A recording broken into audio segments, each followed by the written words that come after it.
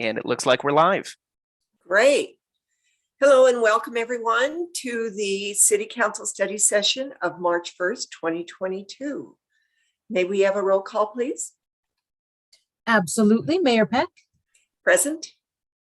Councilmember Hidalgo-Faring, Here. Councilmember Martin, Here. Mayor Pro Tem Rodriguez, Here. Councilmember Waters, Here. Councilmember Yarbrough. Here. Mayor, you have a quorum. Thank you. Welcome everyone. These meetings are being held remotely due to the ongoing novel coronavirus pandemic.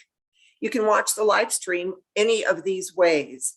You can go to the Longmont, www.longmontcolorado.gov/agendas. You can also watch it on the city's YouTube channel, Longmont YouTube Live, or via the Longmont Public Media website, longmontpublicmedia.org/watch/. And of course, on Comcast channels 8 or 880. Can we have a Pledge of Allegiance, please? Councilor Yarbrough, would you lead us in that? Sure. I pledge allegiance I pledge allegiance to the flag. flag of the Of United States of America And to and the to the to republic the republic for which it for which it stands, stands, one one a nation, nation under under God, God, indivisible, with liberty with liberty with and liberty and justice justice for all. Wow. Thank you. Wow. Yeah. So for the public, anyone wishing to provide public comment must watch the live stream of the meeting and call in only when I open the meeting for public comment. Callers are not able to access the meeting at any other time. You can see on your screen now the call-in information. The toll-free call-in number is 888-788-0099. Watch the live stream and write down the meeting ID when it's displayed at the beginning of the meeting. The ID here is 894-9349-6835. Wait for me to invite callers to call in and then dial the toll-free number, enter the meeting ID, and when asked for your participant ID, press the pound sign. Don't forget to mute the live stream and listen for instructions on the phone. Callers will hear confirmation they've entered the meeting, will be told how many others are already participating in the meeting, and will be placed in a virtual waiting room until admitted into the meeting. Callers will be called upon by the last 3 digits of their phone number and allowed to unmute to provide their comments. Comments are limited to 3 minutes per person, and each speaker will be asked to state their name and address for the record prior to proceeding with their comments. Once done speaking, just hang up.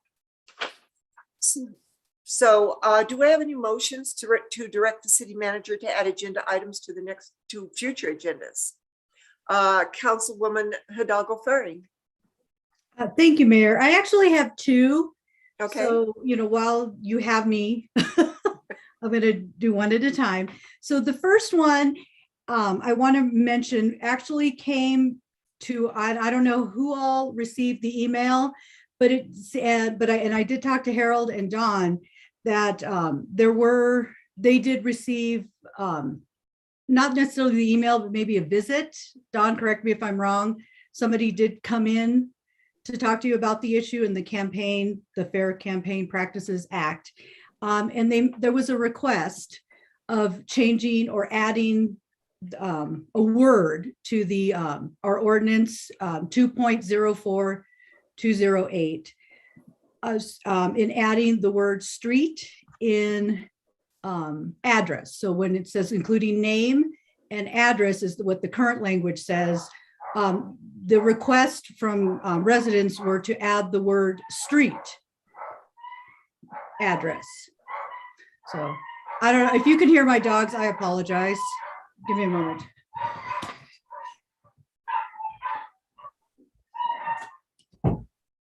Okay. So, I could debate or tell my rationale now, or have it, see if I can have it seconded, and then we can begin debate. Yes, go ahead and make the motion. We'll get a second and then discuss it. Okay, so if I can have a motion, or if someone could second, I'd greatly appreciate it, to share my rationale for bringing this forward. Counselor Hidalgo Faring, would you mind repeating that motion a little more? So it was currently in our ordinance 2.0.204 or 7, sorry, under disclosures and reporting. The request was to add all contributions received, including the name and street address of each person who has contributed $50 or more. So the only change would be to add the word street. I can't explain my rationale for supporting this. That's fine. Okay, Let's just wait till the discussion point. Do okay. we have a second for that? For that motion? Counselor Yarbrough seconded that. So let's open up the discussion. Counselor Okay. Hidalgo Faring, do you want to give us your Yes. reason for it? So, not long ago, in the work I do with my teachers union, we went in and updated our bylaws because these were all pre-written prior to the internet. So a lot of things have changed. So what we imagined, what the world was like back then before, and I believe this was written back in 1992.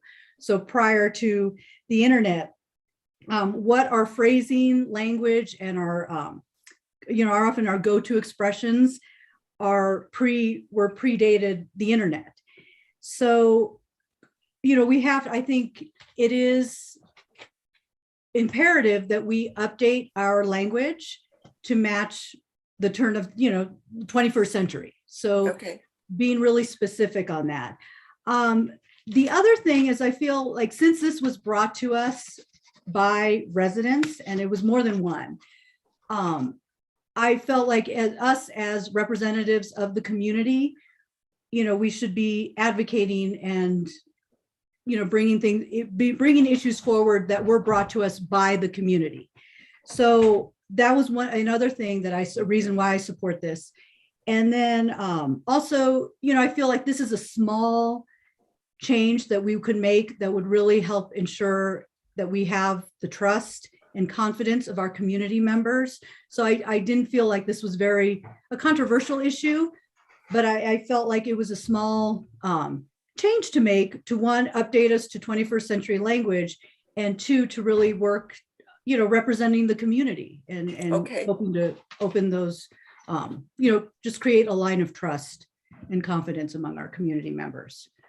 Sounds good. Thank you. Do I have any other counselors want to discuss this or have an opinion? Counselor Waters.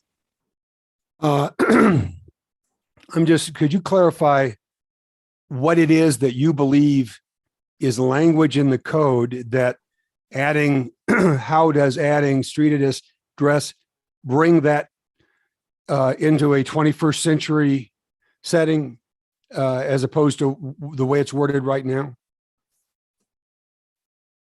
Mayor, can I respond? Yes. Okay, so address, typically, when we think of address, we think of where an individual resides, like their street address, their residency. What has happened now is with address, it can be construed as being, it can be thought of as an email address. So that technology piece has changed since 1992. So just for whatever it's worth, it sounds like what you want to do is take us back, not forward, to require a street address and eliminate the use of an email address, which would be more consistent with a digital age than the street address. Just to clarify the connection between street address and digital age, or the dawn of the internet. So I kind of think that it adds more clarity of where the donations are coming from. Email address doesn't give a very specific, as what was the intent of this ordinance, or part of being in the Fair Practice Act was to give whoever's looking through the documents an idea of where these people are from. Where are they even real people? Email address doesn't really get to that. So, you know, and for me, I think it was wanting to be more specific. Are we talking about email address? Or are we talking about, or, you know, the other option would be to include email address, but I really think there needs to be a definite separating of what and definition of what address means. So Thank I'm going to vote, I'll Okay. vote no when the time comes to vote on whether or not to bring this for two reasons. One is I think if we're going to change or update the ordinance, we ought to update the ordinance and not piecemeal it if there's more to update. The second would be, I'm familiar with the background on this, and what I think the motivation is, it eliminates for candidates in the future who accept or used PayPal. Yeah, it eliminates for some the use of PayPal as a way to accept a donation for a campaign. I think that's a mistake, so I'll vote no. Thank you, Councillor Martin.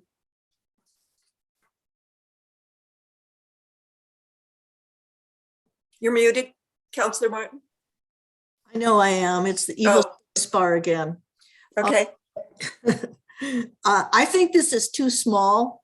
And if at some future point we're going to go over the language in essential and update it, then we should do a language scrub. You know, there are all sorts of similar problems, such as a lot of the entities that one pays out of a campaign don't publish a physical address, and you have to use an email because it's all you can get. And the PayPal thing is real, although it's you can get the address. Stop shaking your head, Mayor Pro Tem. It's not that you can't get the addresses, but you have to spend a lot more time chasing down the person because PayPal doesn't require them to provide an address. So we need to decide whether that's going to be sufficient or not. And that's what I'm saying. I'm not sure that we should do this as a little one-shot deal, but if we're going to do it, we should do the whole thing.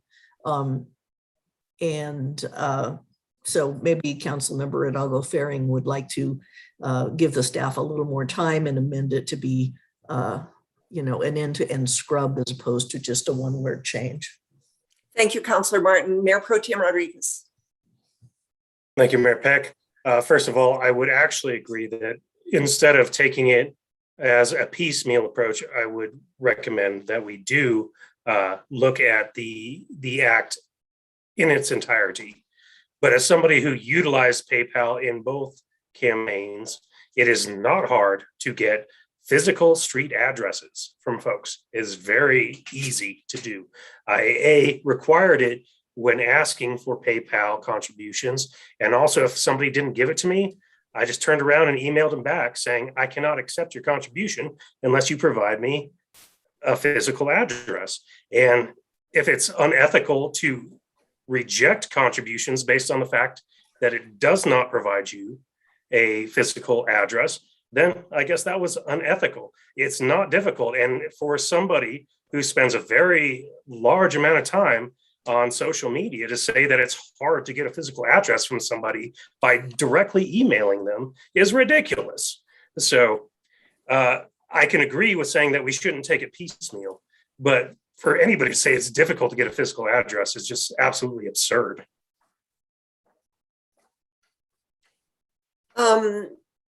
Councillor Hidalgo Faring, do you want to? Yes, I don't disagree that I do not want to take a piecemeal approach. I just felt like this was one that could be, and, you know, Dawn, correct me if I'm wrong. Can we, you know, make this change tonight and then, but also bring back? Or would it just be in everybody's, for the sake of time or for the sake of efficiency, that we ask to bring back the Fair Campaign Practices Act for a review? Do you want to answer that, Dawn? Sure, Mayor Peck, Councilmember Hidalgo Faring. There are a couple other, I have a small list going of a couple changes that I've noted that would be helpful. Mhm. So we could certainly I could bring back the ones that I've kept a little list of. It's a small list, Mhm.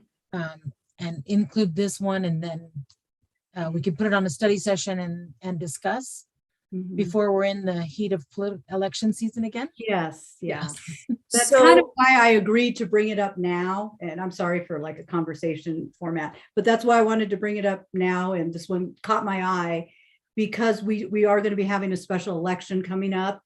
And then the following year, another local election. So if we could have these things in order prior to, that's kind of why it caught my eye that maybe we could do something now. can I make a suggestion, Councillor Hidalgo Perry? So this is just a motion to put it on a future agenda. Can we amend the motion? Would you be open to amending this motion to include it with the other items that the city clerk has found that she wants on the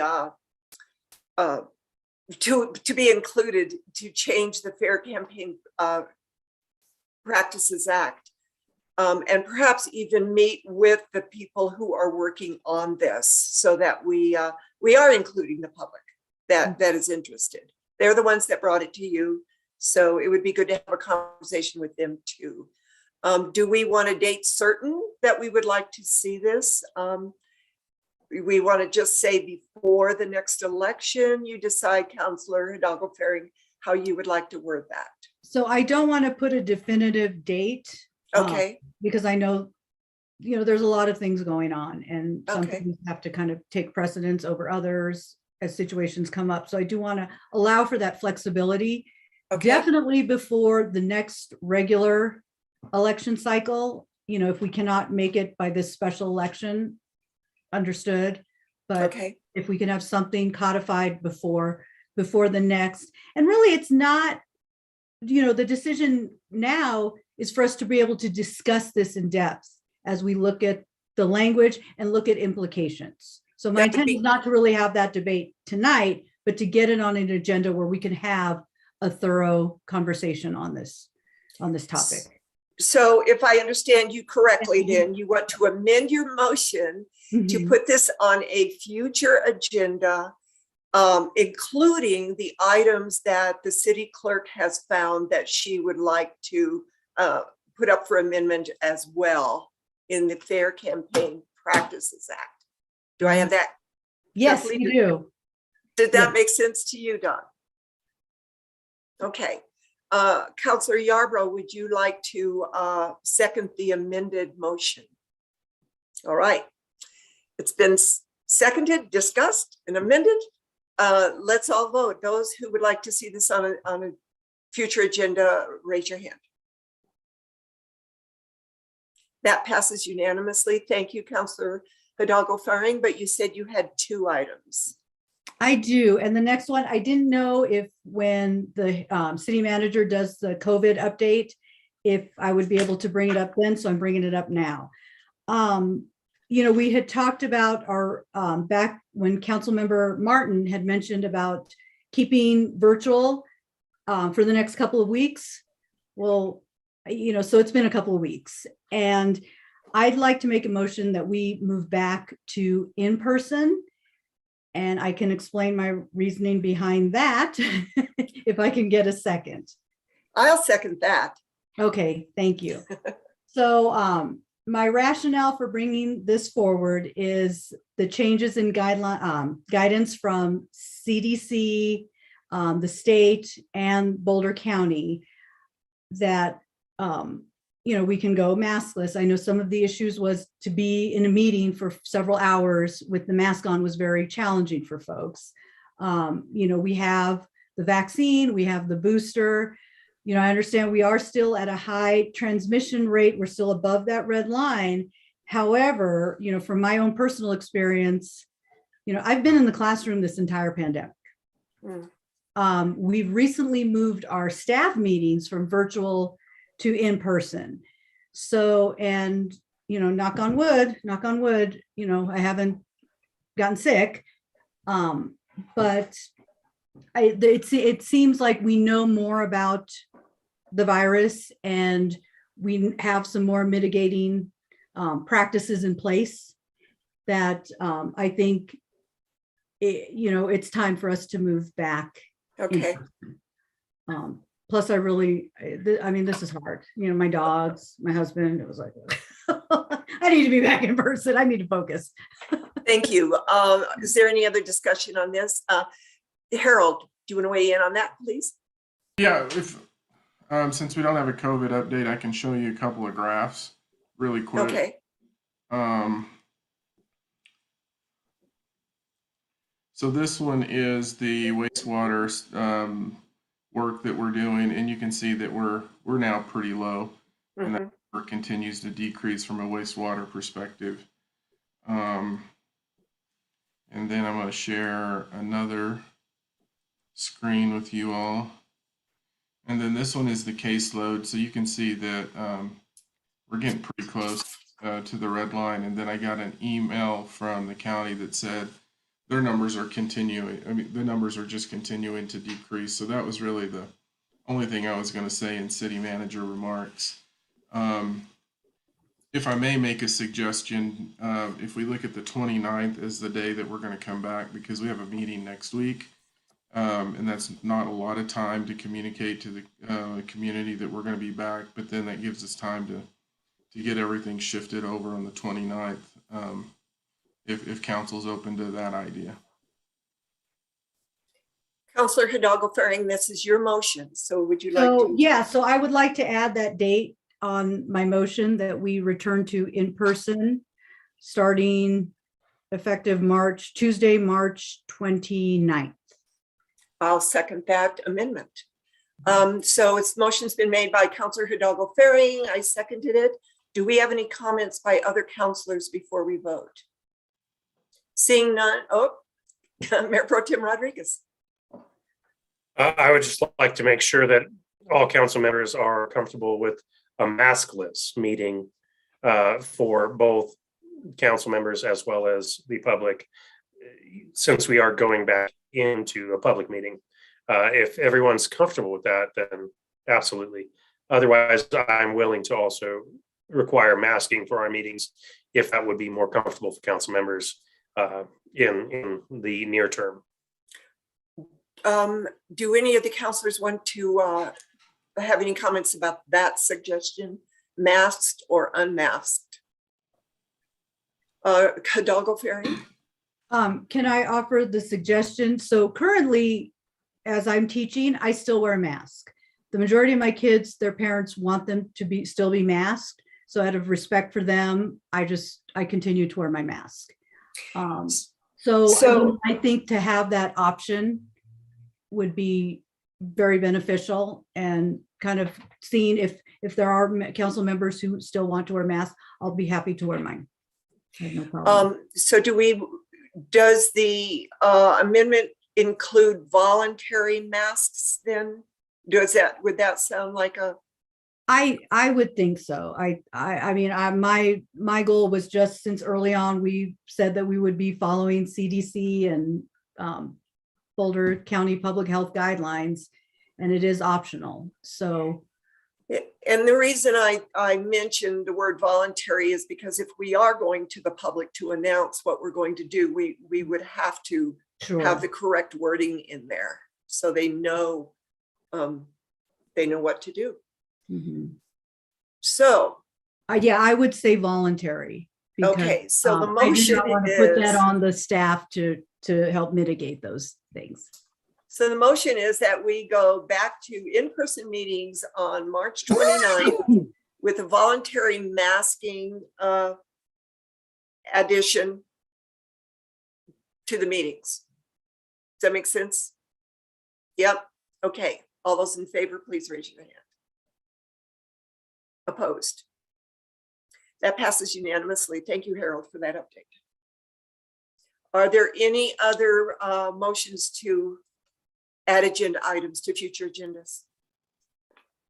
Okay, seeing none, we are going to move on. Now we are going to have the public invited to be heard.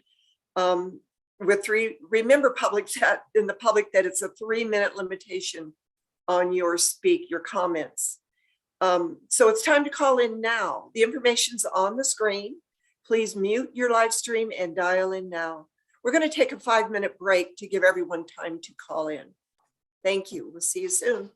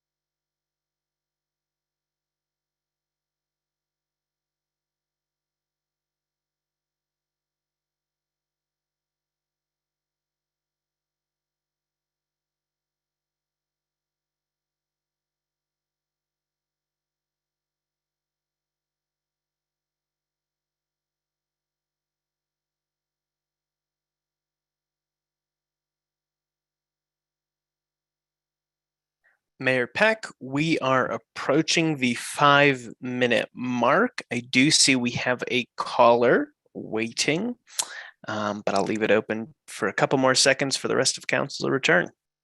Thank you, Dallas. Okay, I'm going to drop the slide and still only the one caller. Okay, let's bring him in. Sounds good. Caller with the last 3 digits 525. Caller 525. Would you please hit *6 to unmute yourself?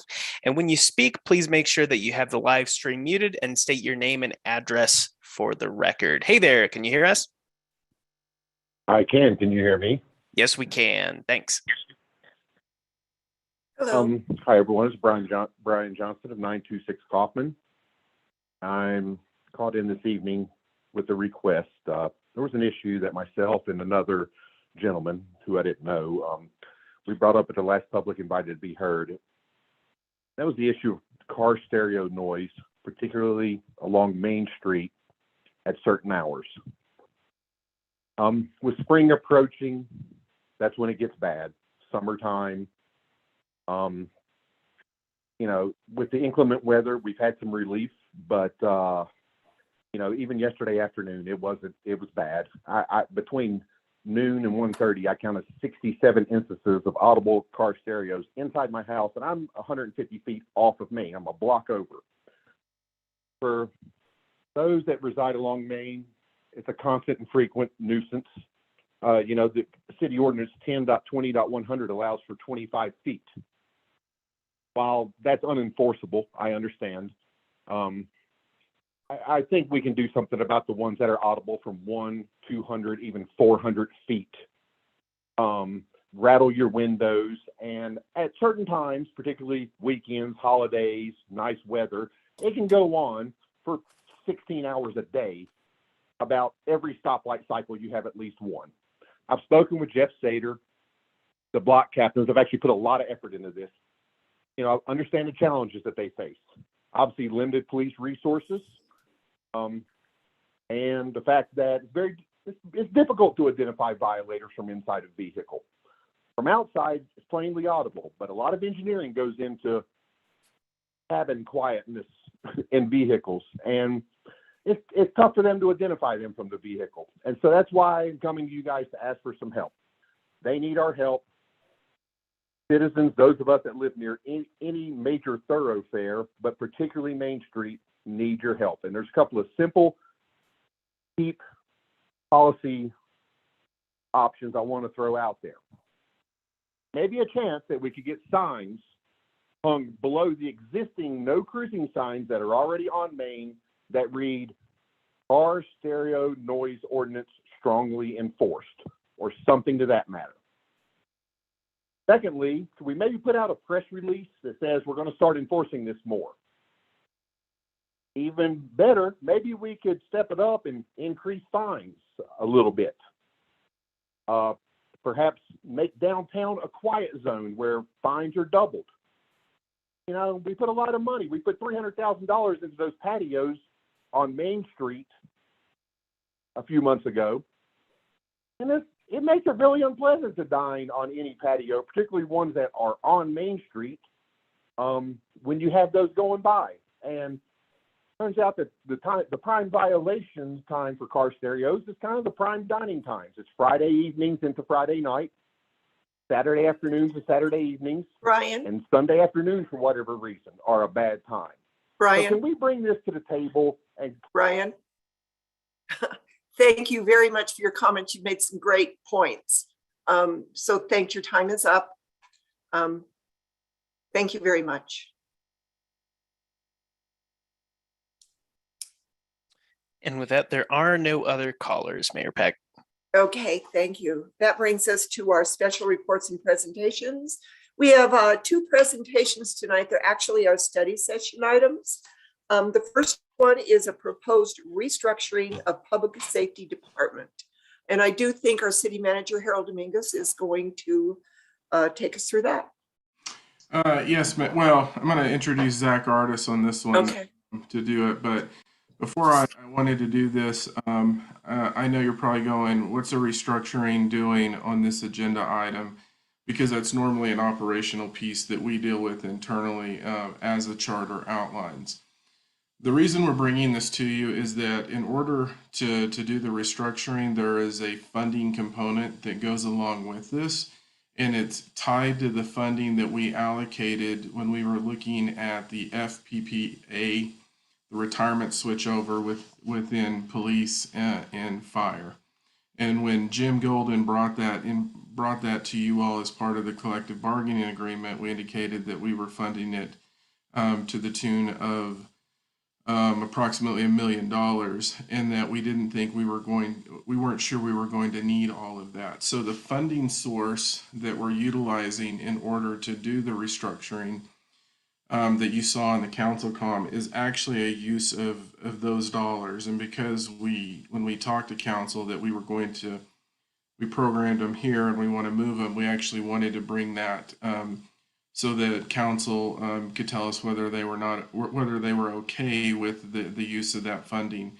And so I've asked Zach to talk a little bit about what he saw, what he's looking at, what we're trying to accomplish, so that you all can understand the use of the dollars. And that's really the question on this, is the use of the dollars.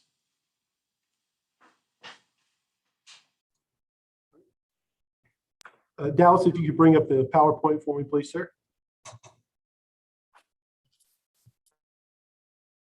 All right. Good evening, Mayor Peck and City Council members. Zach Artis, Public Safety Chief for the City of Longmont. I'm joined tonight by Commander James Brown. He will be presenting some information towards the end of this presentation. But tonight we wanted to bring before Council a proposed restructuring plan for public safety, but specifically for police service side of things. Dallas, if you'll go to the next slide for me. Our goal is that the proposed changes, along with in conjunction with some other operational improvements, will help to address some organizational needs and challenges that we've identified in our police services. Dallas, if you could go to the next slide. And so when we talk about organizational challenges, the areas where we have the most need is our patrol division. For our frontline supervisors in particular, when we talk about our sergeants, who are first line supervisors, they have many additional responsibilities other than simply just managing and supervising their shifts. As you can see, they have some operational responsibilities. They have administrative responsibilities. They have handled significant events and major investigations that occur on their watches, along with program coordination and collateral assignments. Dallas, next slide for me, please. So what we found is when we began to look at, we found that our patrol sergeants spend on average about 60% of their time working on administrative paperwork and collateral assignments, meaning 60% of their time is spent within the office, which only gives about 40% of the time to be able to be out on the road, supervising and working along with their shifts. And so some of the collateral assignments that we're talking about here, we have everything from K9, to honor guard, to vehicle maintenance, FTO programs, animal control, our CSOs, which is our community service officers, community volunteer patrol, sergeant's apprentice programs, and again, they operate as instructors for a variety of perishable skills or skills that we have to do every year for training. That's just to name a few of the things that they have to do. And this leads to challenges within an organization, and in our organization, it's led to some challenges. And first and foremost, the communication. Again, we're not able to establish clear objectives and directions. And employee development. Again, how do we identify strengths and weaknesses of our employees to begin to help develop them, almost like a mentorship program, being able to find out what their goals, what they want to achieve in public safety and where they're hoping to get to. Again, organizational efficiency is affected by this. Again, we talked about supervising. If they're spending 60% of the time in the office handling administrative and other assignments, then they're only spending a very small amount of time out on the road along with their staff. And then again, are we creating this culture of consistency, accountability, and productivity? Next slide, please, Dallas. So when we look at really our tenure of a patrol officer, as you know, many of you already know, when you start in law enforcement, you start on the road. You go into the uniform, you're the one driving the marked car, you're answering calls for service with 911. But when we look at what we have as far as experience coming in, What we find is that we're allowed at 86 officers on our uniform patrol division, but 27% of them are still within their first year, meaning they have less than 12 months on the road. And then what we find is that 47% of the patrol officers have less than 2 years with the department. And so that's a pretty high number of what we have as far as experience. And so what you see on the right-hand side is a graph that shows really when we look at collectively or globally all of police side of things, you can see that for the most part, 68% of all of our folks have less than 5 years in law enforcement. And then we have 15% have 10 years or more, and then 5 to 10 years is about 17%. I will tell you that when I started here in August of last year, we had 30 openings, and I think we're down to about 7 this year. So we've seen quite an influx with 30 officers into that 86 because they're starting on our patrol. So there's a great need for our line level supervisors to be available and to be on the road. Dallas, if you go to slide 6 for me, or the next one. So we also wanted to look at what it looked like for our sergeants' tenure. What are we looking like as far as our sergeants across the board? And so what you can see from a department standpoint, we're almost 50-50, meaning that we have 50% has been here less than 3 years or been a supervisor less than 3 years. And then we have those that have been about 50% has been more than 3 years. But when you look at our patrol, because when you make sergeant, that's where you start. Here just recently in the past month, we promoted 5 officers to sergeant. And so what you find is that we have about 17% that have 3 years or more as a sergeant. And then we have about 83% that has less than 3 years. Dallas, if you go to the next slide for me. So the proposal and organizational changes that we're going to talk a little bit about tonight as we go through some slides is what we're wanting to do is we're wanting to promote the deputy chief to a police chief position.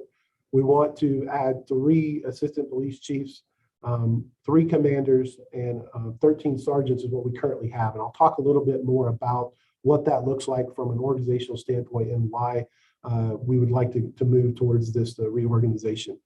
Dallas, if you'll go to the next slide for me.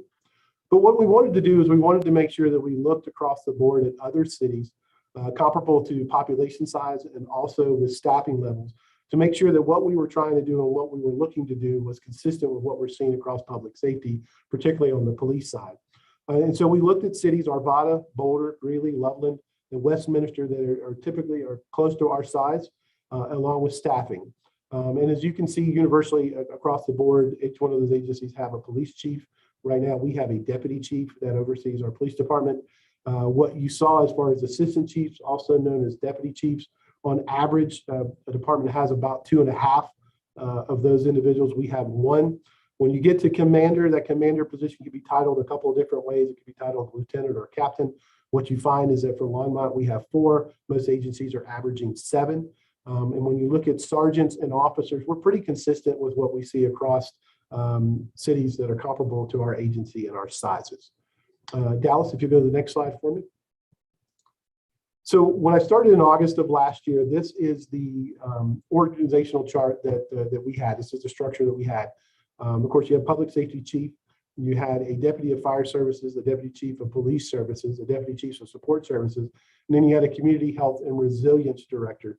And you can see the number of total personnel that each one of those are assigned. So that's kind of more of a global look at what public safety looks from a 30,000-foot view. But Dallas, go to the next slide for me. And so what we look here and what we see is this is in August of last year. This is the police service side of things and how things were structured. So you would have a deputy chief over police, and he has 4 commanders, 2 over patrol, 1 over investigation or detectives, and 1 over special operations. And again, you can see the breakdown of span of control there. So Dallas, if you'll go to the next slide for me. And so this is what we are proposing. This is what we would like to try to move to. And what is in orange is the highlighted changes. And these really are only changes in titles, not changes in responsibility or changes in monetary changes, simply because they're already compensated and they're already doing the functions as these positions. So the recommendation and what we're proposing is that the deputy chief of fire would become a fire chief. The deputy chief of police would become a police chief. And then our support services deputy chief would become assistant public safety chief.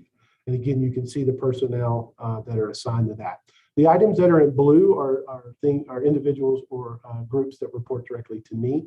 We have PSU sergeant. We have our data and marketing. Then we have our neighborhood response team. There's 2 officers that are involved in that. And then when you see LECC, that is the comms or the 911 center that reports to me. So Dallas, the next slide for me, please, sir. And so in the orange, this is what we are proposing and we're requesting that we would like to do. And so what you see is you see the 3 assistant chiefs. There would be assistant chief over patrol, 1 over investigations, and 1 over collaborative services that would include community health and resilience, along with other units such as school resource officers, K9, traffic, animal control, that don't necessarily fit under patrol or investigations. And so what you would see is the responsibility of the commanders that we currently have. Those would move up because they're more of an executive leadership. They're kind of big picture working on things as we move through. The 3 commanders that we have highlighted in orange there are more of a role of middle management. A lot of agencies use what we call lieutenants or captains to help with that middle management. And their responsibilities and assignment would basically take all of the administrative and collaborative responsibility off of the sergeants in order for those 13 sergeants to get back on the road and be spending anywhere between 95 to 96% of their time on the road with their shifts. Again, the commander position, there would be 1 assigned to day shift, 1 assigned to swing shift, and 1 assigned to nights.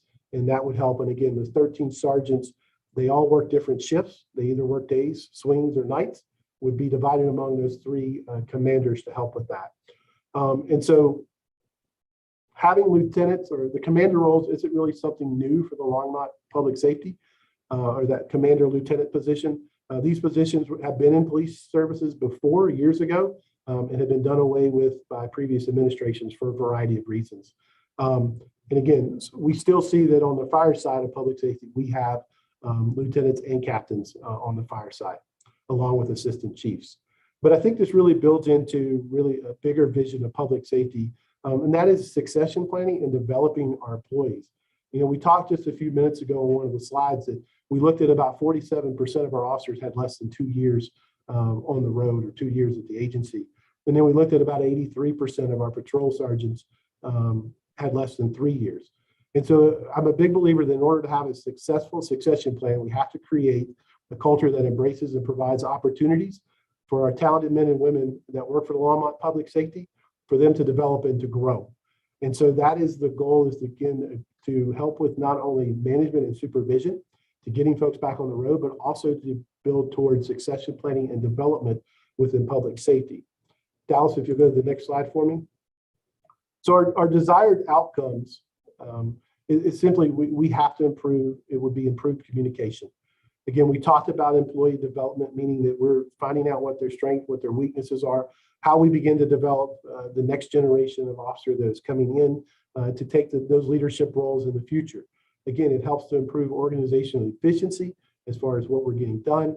Again, improve supervision because we're putting those sergeants back on the road to be able to work hand in hand with their folks. Again, it creates a culture of accountability, consistency, and productivity. Goes along with some of the other bigger projects that we're working on in public safety, particularly on the police side with updating our policy and then moving towards certifications. Again, improves the span of control. And again, reduces risk and liability and identifies problems and patterns, meaning early on, we're able to identify behaviors or actions or issues within our community that we can get on top of before it becomes a major issue. And again, lastly, more presence in community problem solving, which is critical to have that relationship between public safety and the community. Dallas, next slide for me. And so the question is Harold touched on a little bit, is the financial impact and funding for what we're trying to do on the police side. And I know Harold touched on a little bit, but I want to afford Commander Brown an opportunity to just talk a little bit about the funding, what that looks like, and how that will carry through not only this year, but for the years to come. And so once he is done, be more than happy to take any questions, concerns, or comments the council may have regarding these suggestions or these changes. Okay, thank you, Chief. Let me get rid of that feedback. Okay, thank you, Chief.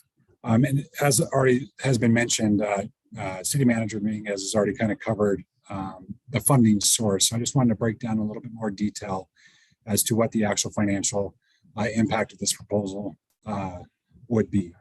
The net financial impact would be an increase in ongoing funds of $275,415. And that does include the addition of one full-time position. The way that we are making up the rest of the funding or to get to that net number is we are taking one of our current commander positions, and that would be converted into one of the assistant chief positions. And then we take one of our existing master police officer positions and convert one of those to that assistant chief position. The remainder of what's left after converting those positions is the ongoing funds that I spoke about. And again, the fund source from those been identified as the fund that City Manager Dominguez already spoke about, which was the budgets that were created for the conversion to the Fire and Police Pension Association plan. So that covers most of the funding. So with that, I'm going to go ahead and turn it back over to Chief Artis in case there's any questions.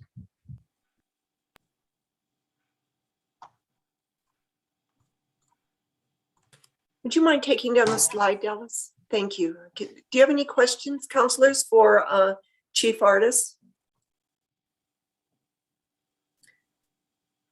Counselor Waters. I just want to confirm my understanding of the numbers. The $271,000, $271,395. That's money that would have gone into the FPP retirement program. Let me kind of explain that. We budgeted because we didn't know how many people were going to move in that entire process. And we've gone through that move, and this is what's remaining after that. So that's money that's on the table, unallocated, is what would be used to cover the $275,415. So there's obviously $4,000 in change there, but basically the additional cost for the staffing scheme or plan that Zach has laid out, the net of all that is basically a $4,000 additional expense between the 275 and the 271 in terms of new dollars. Is that accurate? I'm looking at Jim and Well, Harold, I'm just looking at the council communications and the net ongoing cost as I looked at because you look on whatever page that is, yeah. And it gets to the, what the cost is for additional staffing in the roles and responsibilities, and then the conversion of the master police officer position and one commander position. The net of that looks to me like is a cost of $275,415, which is what Commander Brown shared. And then the slide I was looking at was the FPP total, and I'm just assuming that's a pot of money that's used to cover that additional expense. So James, I'm going to ask James, because that 275 is his number, but he might be able to answer that easier. James Brown. Sure. Let me get in there and take a look. So I think I see where the confusion is coming from, and I will apologize for creating that confusion.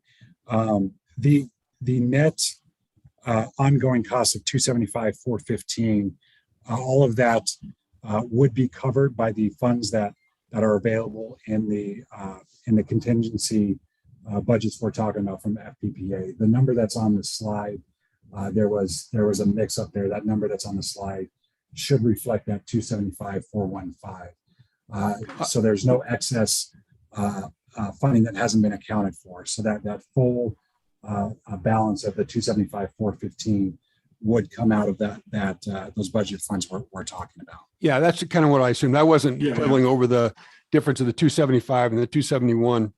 Just understanding that as those costs roll, as with the reallocation, as the costs roll up to the staffing plan, the money to cover those costs is available through what was budgeted for the FPP retirement program no longer needed for the FPP.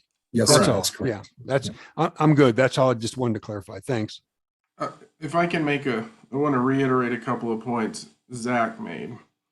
So to be very clear, when he shared the slide on the deputy chief and the deputy fire chief and the title of police chief and fire chief, that changes nothing financially. That changes nothing from a responsibility side. It is really to bring clarity to roles and responsibilities and what people have to do, because I know when we went through the hiring process, they kept referring to the public safety chief as police chief. He's over every public safety chief. And if council remembers, I said that's more of an assistant city manager in public safety in terms of reviewing the entire body of work in the entire public safety department. There's some things that Zach has also done in this, and one of the conversations that we've really had is about connecting the organization.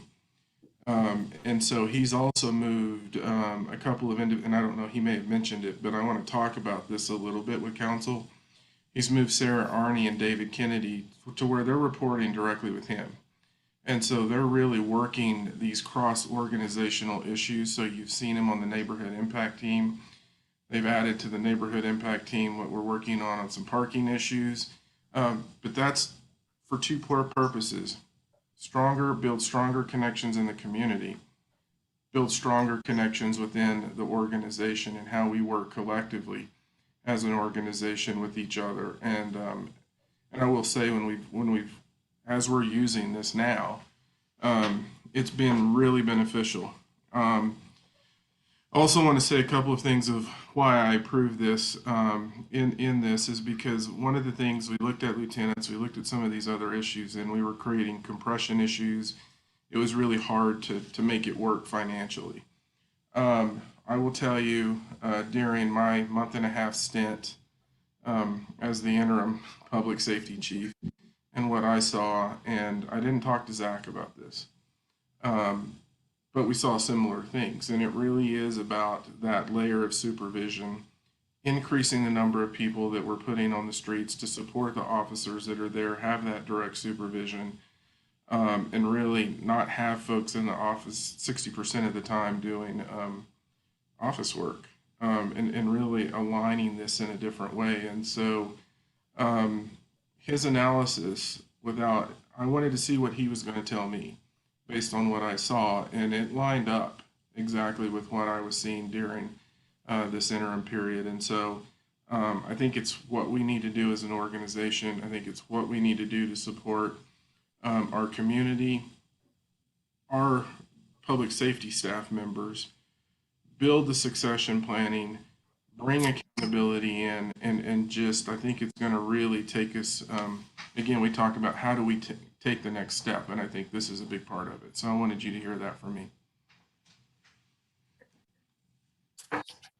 So I want to say I am really excited about the way that you're reorganizing this, Chief Argus. But I also like the idea of putting Sarah and David in the roles that you have had. They're well known in the community and through many organizations. And I do think that the residents have confidence in those two. So putting them more in the public eye is a good idea.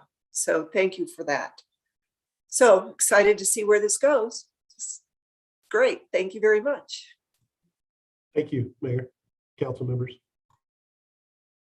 So did you need direction from us? I will need a motion to allow us to use the funds, the funds remaining from that were budgeted in the retirement account. Great. And I see Councilor Waters had your hand up. I was just gonna, I thought we did need to give them direction. So I'll move that we approve the use of the unexpended money for the FPP program and reallocate that $275,415 to cover the cost of the reorganization of the public safety department. Thank you. Do I have, okay, and that was moved by Councilor Waters, seconded by Councilor Martin. All those in favor, please raise your hand. Opposed? That carries unanimously. Thank you. Thanks, Zach. Thank you. Okay, our next item is also under the study session items. It's the 2022 legislative bills recommended for city council position. And this comes from Assistant City Manager Sandy Cedar. Thank you so much, Mayor. Members of council, this is Sandy Cedar, Assistant City Manager, and I have two bills for your consideration today. The first bill is House Bill 22-1138, which is concerning the creation of programs to reduce the number of single occupancy vehicle commuter trips by improving access to alternative transportation options. So you may remember last year there was a bill very similar to this that required businesses to require their employees to either find alternative transportation or reduce vehicle miles. This is the voluntary version of that bill. And so what it does is it gives incentives for businesses to really get people either on alternative transportation routes or helping them to work from home or whatever that may look like in order to reduce pollution and vehicle miles traveled. So since this really does align with the council's sustainability plan, the staff recommends that City Council support House Bill 22-1138. So do you want to move, Mayor Pro Tem Rodriguez? Sorry. Thank you, Mayor Peck. As the representative for the city for the Colorado Municipal League Policy Committee, I just want to make sure that everybody knows it was, I believe, 2 weeks ago now, or 1.5 weeks ago, we had this meeting where all the representatives from around the state voted on the CML policy position on these. And this was probably the most controversial of the votes that was taken that afternoon or that morning/afternoon. It was about 4 or 5 hours of votes. So it was a while. But so there was a constituency of, I would say, kind of Metro Denver / Boulder County council members and representatives that wanted to support this. That was voted down. The CML Policy Committee decided to oppose unless amended, or be neutral unless amended. I can't remember exactly. It was unless amended because as large employers, the city, just like Longmont and other cities, were concerned that this would be an unfunded mandate, and that kind of goes against CML's policy committee's general, litmus test on how they look at these bills. So I just want to make sure everyone knows that. The mayor of Louisville, Ashley Stoltzman, was for it, argued for it. The council member from Boulder argued for it. It was generally places like Parker that argued against it, and Brighton argued against it. So I just want to make sure everyone's aware of what happened in that CML policy meeting concerning this item. Thank you, Mayor Pro Tem. Councilor Martin. Two things. One, I would like to point out that this is supportive, if not entirely consistent, of the direction that our incipient connectivity for local transit collective impact committee is trying to head. Hasn't gotten very far yet. And second, I am not certain how a voluntary program can be an unfunded mandate. Any other comments? I will just say that I voted with the other Boulder County municipalities, which, like I said, died. And so then the opposite vote prevailed. I think Mayor Ashley Stoltzman from Louisville provided really good arguments why it wasn't necessarily an unfunded mandate. I can understand some nuances where some of the other municipalities thought that, but I support the staff's recommendation. So I'll make that clear.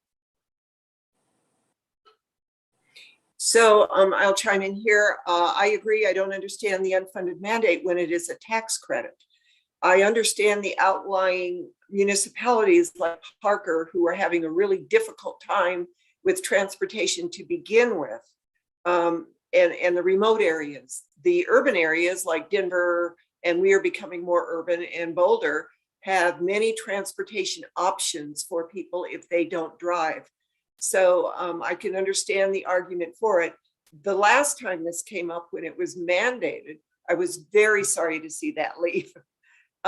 Because sometimes you have to push people to do something. They don't transition easily. I'm going to support this because if nothing else, we need to start somewhere. And if it's voluntary, then it will at least help people look for other means of transportation. So I will be voting for it. Do we have any other comments? Okay, all those in favor of supporting this bill, please raise your hand. This ordinance bill, I guess it is. Great. All those opposed? So Sandy, that passes unanimously. We will support that one. Thank you, Mayor Peck. The second bill that I have for you today is House Bill 221151, and this is concerning measures to incentivize water-wise landscapes and creating a state program to finance voluntary replacement of irrigated turf. So obviously, one of the things that will assist us in saving water is changing landscapes. We have xeriscape programs and other things through our water master plan. Currently, our water master plan does not include turf replacement or incentives for turf replacement. However, if the state does end up moving forward with some grant programs, it certainly seems like something that our residents could take advantage of, would certainly save water. It is something that we're proposing in our parks right now. And so based on all of those reasons, plus the alliance with your sustainability plan, the staff recommends the City Council support House Bill 221151. Great. Any discussion, Councillor Martin? Yes, I would like to add to this that the Resource Central organization that gives us garden in a box and stuff like that, and our sprinkler system calibration program also offers turf replacement, which City of Longmont does not subsidize at present. This might help us fix that problem. And I have had a number of constituent requests saying, why can't I use turf replacement from Resource Central? And so I'm going to support it because my constituents are asking me to. Okay, anyone else have any comments? All right, I've had the same emails, same telephone calls, so our city wants to go that way. So great. All those in favor of supporting this bill, please raise your hand. Those opposed? That passes unanimously. Thanks, Mayor. Thank you. Good bills. So now we're here at the mayor and council comments. Do we have any comments from our councilors? Councilor Waters. Thanks, Mayor Peck. I just want to publicly thank Longmont's Sunshine Club, a volunteer nonprofit group of very active women in town, for their work with the St. Vrain Valley School District principals in a number of St. Vrain Valley schools, elementary schools, and probably more specifically their health clerks. The Sunshine Club does an extraordinary job of coordinating with Salud and volunteer dentists in town to conduct dental screenings in our elementary schools. And then the folks from Salud set up opportunities for teeth cleaning, dental hygiene, and more serious work if kids need it. And all that comes from volunteer dentists in town who volunteer. And that work just goes on. And I've just seen it in the last week, literally hundreds of phone calls to parents and health clerks working to make certain that kids get the attention they need, and all of the paperwork and logistics behind that. Pretty remarkable. So I don't know how many thanks they get, but we owe them a big thanks on behalf of kids who need the very best of us. And that's what this group is doing. So thank you. I agree. Thank you for bringing that up, Councilor Waters. Are there any other comments? I would just like to share that James Eamon from the Stewart Foundation, the foundation that built our incredible museum, is giving the Friends of the Library, a rather large donation to buy in 2023, 100 books for every 4-year-old in Longmont. So every 4-year-old is going to get 100 books, both in English and Spanish, because they totally believe in education, which is why they love our museum and we keep having educational programs there. And that just makes my heart glad, because if we don't keep those kids reading, and we will all pay for that in the end. So thank you to the Stewart Foundation. The other thing I want to say is that we are moving forward with the counselors reading. It's going to be the counselors reading club, book club now for a while, see how that works. I want to thank Olga Bermudez, who is setting that up. So we'll all be hearing from her and as she schedules that out for the rest of the year. So that'll be very exciting. That's all I have. Do we have any comments from our city manager? Yes, Mayor, Council, I just wanted to direct your attention to your email. During the last council meeting, council directed staff to send a letter to COGCC, or to draft a letter to COGCC. Jane Turner has sent that letter to you all for you to see. And then we'll be working to get that out to them, I think tomorrow, if they haven't already. But I just wanted to direct your attention to that email from Jane. Thank you. And I want to thank Jane. The detail that she put in that email from our air quality monitoring was great, from all the data that she's been gathering for almost 2 years. So I want to thank her for that. Do we have any comments from our city attorney? Eugene? No comments, Mayor. Thank you, Eugene. So that is the end of our meeting. Can I have a motion to adjourn? I move to adjourn this meeting. I'll second. Thank you. All those in favor, raise your hand. All those opposed? Thank you. That carries. Our meeting's adjourned, but we're going to use this same Zoom link to log into the Longmont Housing Authority meeting. So let's take a 5-minute break. Or do you want to move right into it, Harold? We onboarded everyone. I think everyone's already on it. So if council wants to move forward, we can. If you want to take a break, we can take a break. It's council's. Let's just take a short break. We've been talking for a bit. So let's take a 5-minute break and we'll be right back. Thank you.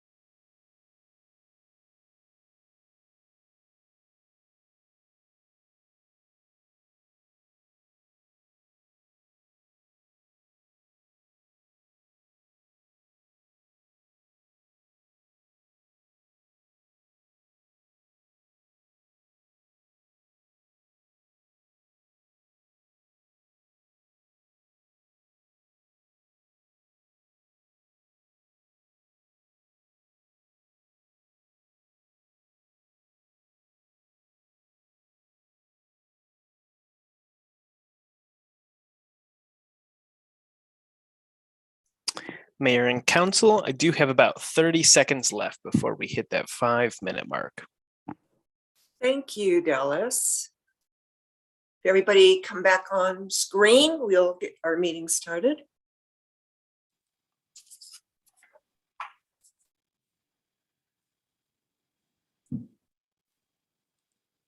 Okay, we're waiting for Councilor Waters and then we'll be ready to go. There he is. Okay, welcome back to the Longmont Housing Authority Board of Commissioners regular meeting today, Tuesday, March 1st, 2022. These meetings are being held virtually due to the pandemic. Let's see, do we have, there she is. Dawn, would you mind doing roll call? Absolutely. Chairperson Peck, Present. and then Commissioner Hidalgo Faring, Present. Commissioner Waters, I'm here. Commissioner Yarborough, Here. Commissioner Rodriguez, Here. Commissioner Martin, Here. Chairperson Peck, you have a quorum. Thank you. Are there any agenda revisions and submissions of documents? Do No, we have anything? back. Pardon me, Harold? We don't. Nothing? Okay. We have a public invited to be heard. Can we add, Dallas, would you mind displaying the call-in screen for us? So the,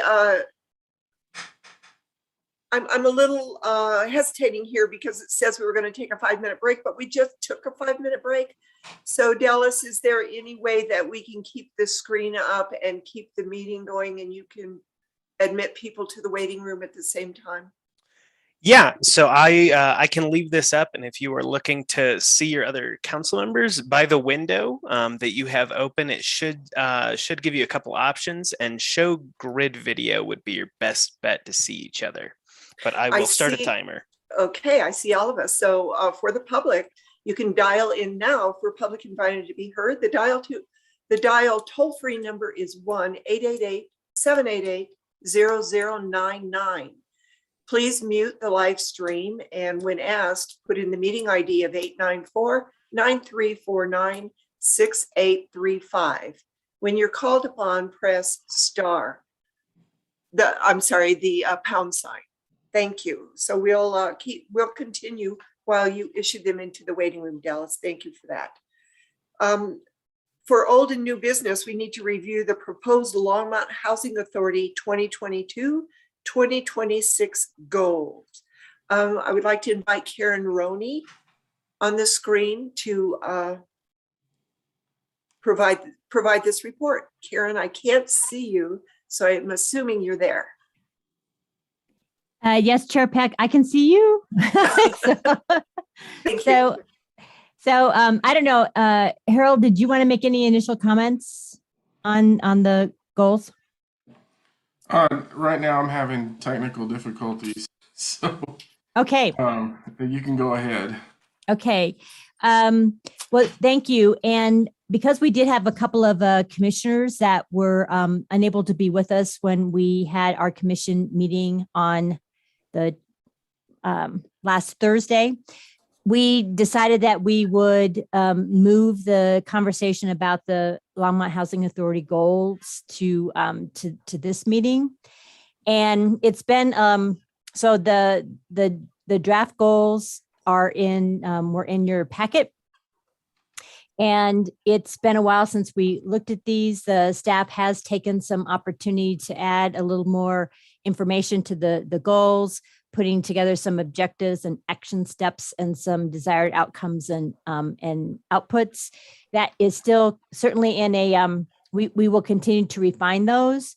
So we wanted to take the opportunity to discuss the goals as we have them drafted right now, get additional comments from our commissioners, and then come back with a revised, with any revisions to basically have the Board of Commissioners approve. So I'm just going to hit the highlights of these, and then if there are questions or there are comments from the commissioners, we would love to have those. So the kind of the first overarching goal is that you see in your packet there is really to make sure that the core focus areas of the Longmont Housing Authority, which is really managing our voucher program, developing affordable rental housing for our lowest income households in Longmont, and managing our properties, to make sure that our work in those areas for the next 5 years are basically reflected in housing needs and demographic and housing types information. So that we wanted to make sure we had data, the most updated data about trends, about demographics, what's really needed, that basically informs the work that we do in those core areas of the Longmont Housing Authority. And so we did submit, staff did submit a grant to the Department of Local Affairs. That grant was funded. I believe we accepted that at the last council meeting, and we will be moving forward with the housing needs assessment that is funded through DOLA. We probably will not need to pursue additional funding opportunities since we were able to get that DOLA grant, and we'll be coming back with the housing assessment that we will be completing. So I'll just stop after that section and see if there are any comments from the commissioners about that particular goal area. As well, Mayor Peck, we are at the 4-minute and 30-second mark. Currently, there are no callers. Thank you, Dallas. Let's take this down so I can see everybody then. Thank you. Do I have, I'm sorry, do the counselors have any comments or questions for Karen at this point? Doesn't look like it. Whoops, Counselor Martin. I'm sorry, Counselor Waters. She's the one with hair. Karen and Harold, how do you want to approach this? Just so the other council members know, because I missed the meeting, I was not going to be able to attend the meeting last Thursday. As I looked at that enclosure in those materials, knowing I wasn't going to attend, I provided some written feedback to Karen and Harold. So you have my comments or concerns, recommendations. Are those, how do you want to approach this? I'm certain you don't want to wordsmith stuff. I mean, I've already submitted my thoughts. Should we just leave it at that and you can do with it what you want? And then we'll decide in a subsequent draft of these how to vote on that. I mean, I'd like to help. I'd like to contribute. Yeah. I don't want to waste time, but I do have some expectations that I want to make certain we at least have a chance to address or discuss if we're not going to address them. So if I can, go ahead. Well, just to kind of make a statement about that, I would be curious as to what that was. I would like to hear what your comments were, so that if we, I don't know, would you have a problem with that, Commissioner Waters? No, Okay. Is there a way to summarize really fast what those comments were? Well, so let me make just a couple of general observations, and I'll give you an example or two.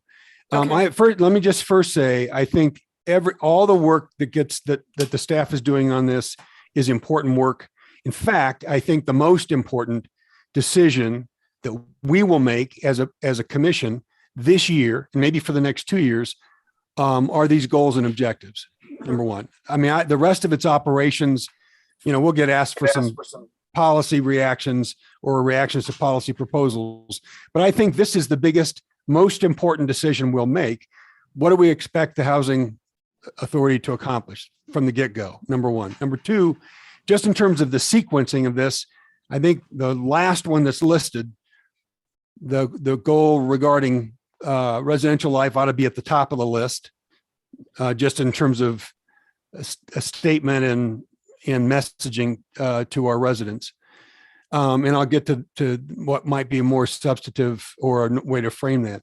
But as I went through the language, some of what were offered as goals, I look at it and go, that's a good goal statement. Others, it's hard, I can't make it out as a goal statement, just as I look at words on a paper and think, what is a good goal statement? And so maybe at some point we ought to have some agreement on what are the components of a good goal statement. But the first one, the overarching goal, there's a lot of words there that I think mean ensuring the Longmont Housing Authority's core focus areas, and that would parenthetical voucher management, affordable renter housing, development, property management, close paren, reflect housing needs based on demographic and housing types. I think the words on the left translate into a simple sentence on the right that I think is clearer and is an actual, it's not time bound and measurable. There are some objectives that go with that, but I think is a legitimate goal statement. From that, I would, if I look at the objective, complete housing needs assessment by the end of 2022, that looks to me more like a task. The objective would be to deliver a report on anticipated housing needs based on demographic and trend data. If I go down to the outputs and outcomes, the planning a grant application submitted to DOLA, that's an output. An outcome would be LHA's development priorities, development plan, and development schedule will result in housing stock that accommodates changing demographics. That would be an outcome. So, I'll just stop at that point. As I went down, some of them it's a mix. Some of them are like spot on goal statements, and others is like, I look at it and think that's not a goal statement at all, but here would be a goal statement. I think that intends is stating what we'd like to state with the goal. Anyway, it's a mix of things, Chairwoman Peck. And so I can go on, but you don't want me to No. Just Yeah, I understand what you're saying, but it sounds to me it isn't what the statements are saying. It is dividing dividing them. What are actual goals? What are tasks? What are it's just being clear on what's a goal, what's an objective, what's an output, what's an outcome, and just be consistent with that. And at this point, when there's a couple of them where we couldn't, and I'm certain that just was a matter of time, just kind of ran out of time in terms of stating what the intended outcome is. And when we can't state an intended outcome, it's like, well, if we don't know what the outcome is, we're not very clear on what the goal is. So I would like to see intended outcomes, preferred outcomes with goal statements.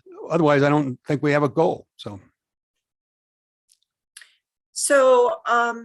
Karen, I understand what Commissioner Waters is saying, but I look at it just a little bit different in that the goals, if we set the goals, then I think that the commissioners should be in the conversation as to what is the outcome. Does that make sense? That should be a discussion. Here are the goals. What do we expect the outcome to be? Where do we want to go with that? And that would be a discussion that would be interesting to have. So, but so far, I think everything that you stated is good. I guess it's just the way you're putting it together. Commissioner Martin. Chair Peck. I think that differentiating goals from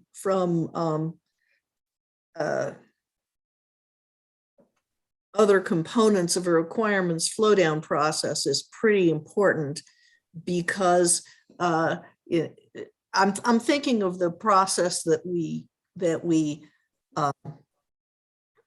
went through at last year's retreat, and I felt that we had set some, what I would say were objectives in terms of deliverables, that we were going to build certain properties, and none of those properties have been begun, with the exception of the Chrisman one, which was but the authority has not taken any steps to what? You're shaking your head. Finish your statement and then we'll let Harold. Yeah. Okay, go ahead. So what my point was, because, you know, I know there's things that I may not know about that are going on, but have not been brought before this body. But because what we don't have is any ability to break the thing down and see what our deliverables are and what our expectations are for this year. And if we don't have anything but we want to understand the demographic needs by the end of 2022, does that mean that we're not going to make any forward progress on actually creating housing for the entire year? And I don't want to discuss that now because we're talking about goals and objectives. What I want to discuss is can we get these statements laid out in such a way that we do know what our expectations are about that? Because based on last year's, I feel like we do know some objectives without knowing the demographics, because they're so far below the bar of what our actual needs are that we can feel safe in proceeding with them. And that's why I think we need, rather than listing things that are, well, they're all activities the housing authority needs to undertake, but they don't specifically define what needs to be attained in this year. And I would like to feel better about knowing what we expect to attain in this year. Thank you, Commissioner Martin. Harold, do you want to weigh in on that? So I think some of those get fleshed out as we're digging in later in the document. When we specifically talk about the housing choice vouchers and what we're planning to do, the rental housing development that we're planning to do, which is later in that document. And we work through Sunset Heights, 55 permanent supportive housing, Crispin 2, 49, overdevelopment 30. And so we can talk about that specific. I think that's what you're getting at, but that's in a later section of this document. And Harold, with those developments, is there a timeline that they will be completed? I think that's what we were. That's the way I interpreted what Commissioner Martin was getting at. What are our accomplishments and when will they be completed? Which so are your goals? Yeah, we can get to that section. And when we say establish and implement a plan to develop 6 new affordable housing communities within the next 3 years, that's where we're specifically talking about that section. Okay, thank you. So we say 6 in 3 years. Okay. Commissioner Rodriguez. Thank you, Chair Peck. Well, I will admit and agree that the document in and of itself is not perfect, if you will. I think it does outline a number of actionable items that we can move forward with that I think the Housing Authority can agree, at least us as commissioners can agree, would be the most likely and most actionable items. So I would like to see us continue to move forward regardless of the imperfections of the document, such as the director, the acting director of the Housing Authority has pointed out, and to continue working on the document to make it a more perfect document that does adequately outline goals, objectives, actionable items, be it, outcomes versus, goals. So anyway, my point being is that I think we should move forward while trying to still perfect the document. and not consider these things reliant on one another to make action happen. So that's where I stand on it.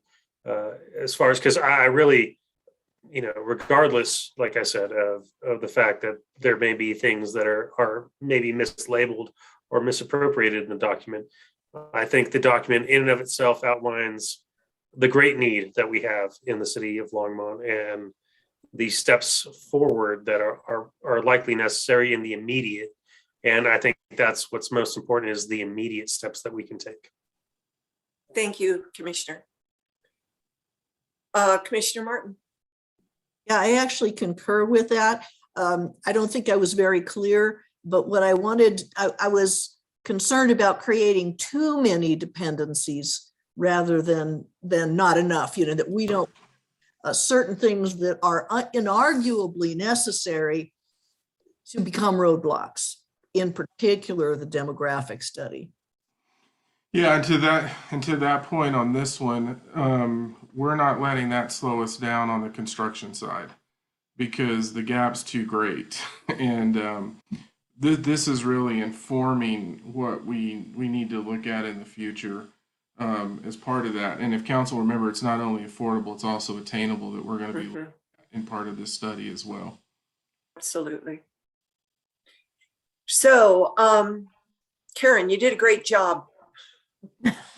So to sum it all up. Yeah, well, let me comment if that's all right. Sure. So certainly I appreciate the input that we received from Councilmember Waters, and I've already made revisions. I didn't include in the packet. At this point, I figured we will look at additional comments or revisions we get from the commissioners.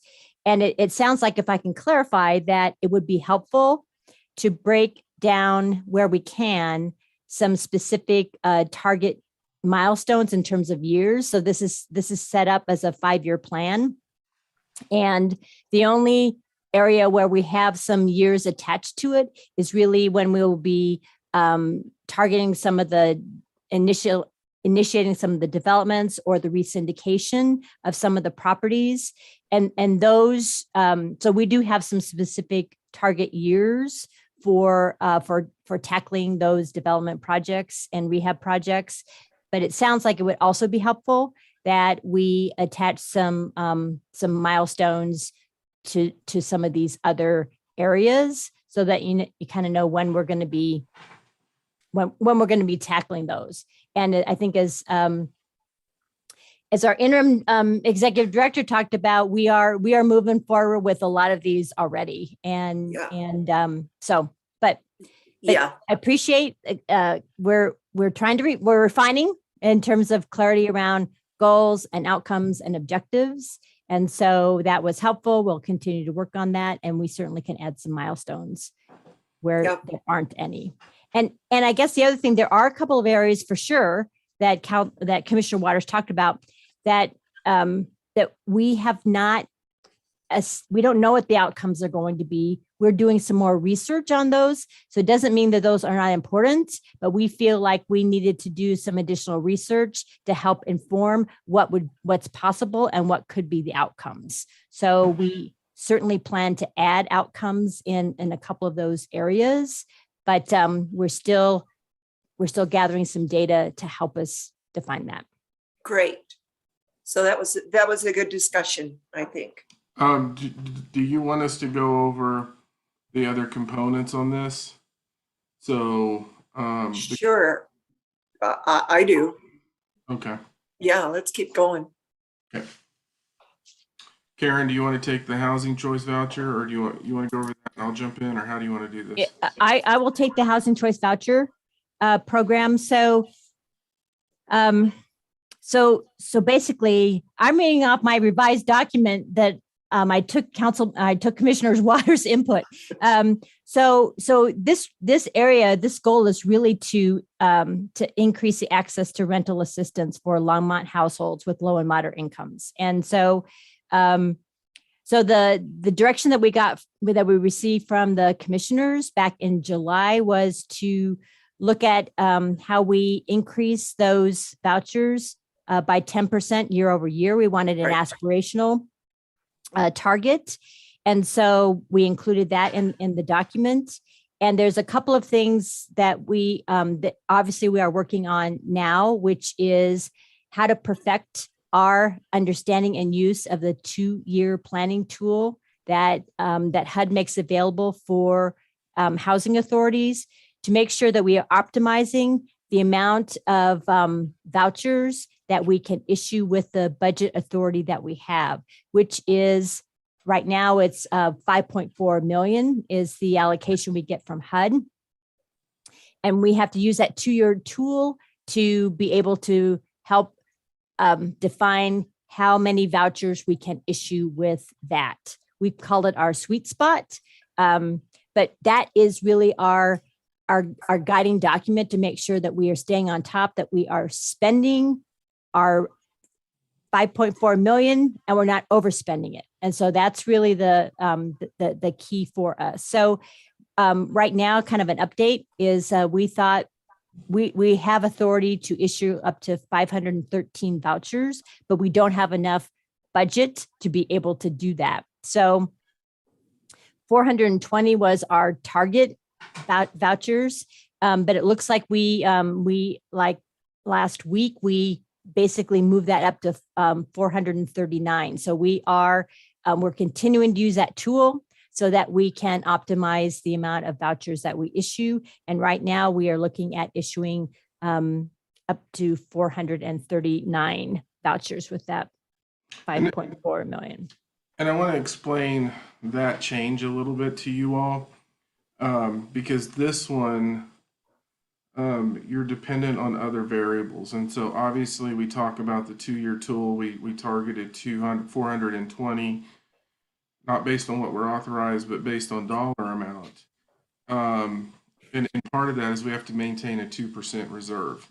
And the reason that 2% reserve, and that's really important into this conversation, is because that's to handle rental increases that occur. And so if you see the rental market move up on you, that reserve is there so that you don't take someone who has a voucher and then you're having to remove a voucher because you don't have enough money. So that's an external factor that actually impacts how many we have. What Karen was talking about is the move to 439 vouchers. We learned that there's another external factor that impacts this, and was it Medicaid or Medicare, or so what was it that we got an increase in basically Medicare, I think. So there was a Medicare increase that occurred that actually flowed its way down into our financial analysis that then allowed us to actually issue more. And I think is Kendra on with us or no? She is. Kendra can explain it in more detail, but basically what it did is it gave us more capacity. And so as we're learning through this voucher world, there are variables that are even outside of our control that can actually take you up and take you down. I think actually it was Social Security. Was it Social Security? Yeah. Yeah. So can I just ask a question? Well, Kendra's probably going to explain it. I don't understand. So the increase in Medicare was to Social the Security. So it was I'm Social Social Security, Security. Commissioner. I'm sorry. Yeah. Was to the residents? Yeah. So they didn't need, okay, go ahead, Kendra. I'm sorry. Yeah. So the residents, there was a release where Social Security was going to be higher. So as people are getting recertified, they're having to pay more of a tenant portion. So that releases more HAP for us to release vouchers. Okay. So that's something we monitor so I wasn't seeing the average rental rate go up. That's what I was expecting to see, to go up, because we raised the fair market rent to 100%.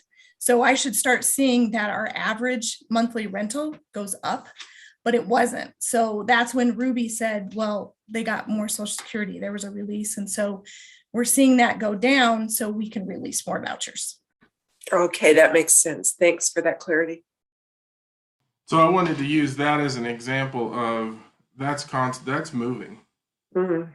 And that was just an important learning lesson from us that we found out, what, 2 weeks ago? Yeah. Yeah.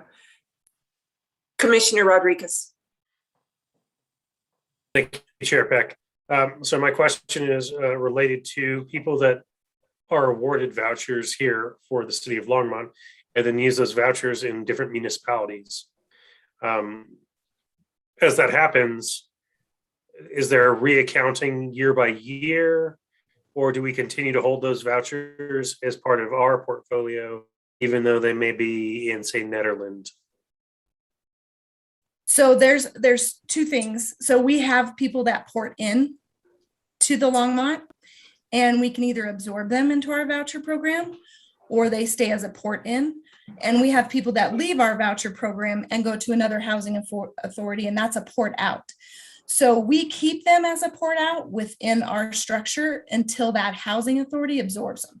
If they absorb them, then it opens up a voucher on our end that we can release. But it's all dependent upon their funding as well, if they can absorb us. We have probably about 7 that are ported in to ours, and we have not absorbed them yet because we wanted to be able to issue that to voucher holders within our wait list that we just did. So. Okay, thank you. I was just wondering how that affects the numbers. Yeah, it's all rooted in the total dollar amount. And so some housing authorities that have a lot of capacity routinely take them in. But housing authorities that don't have the capacity, you tend to let the people get housed and house other individuals.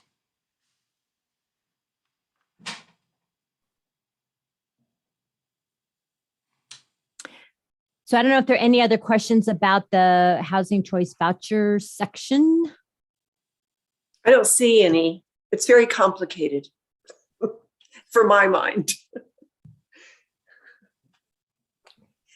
And just so you know, we're going to do some things. We're going to work to update our housing page as well to make that more clear.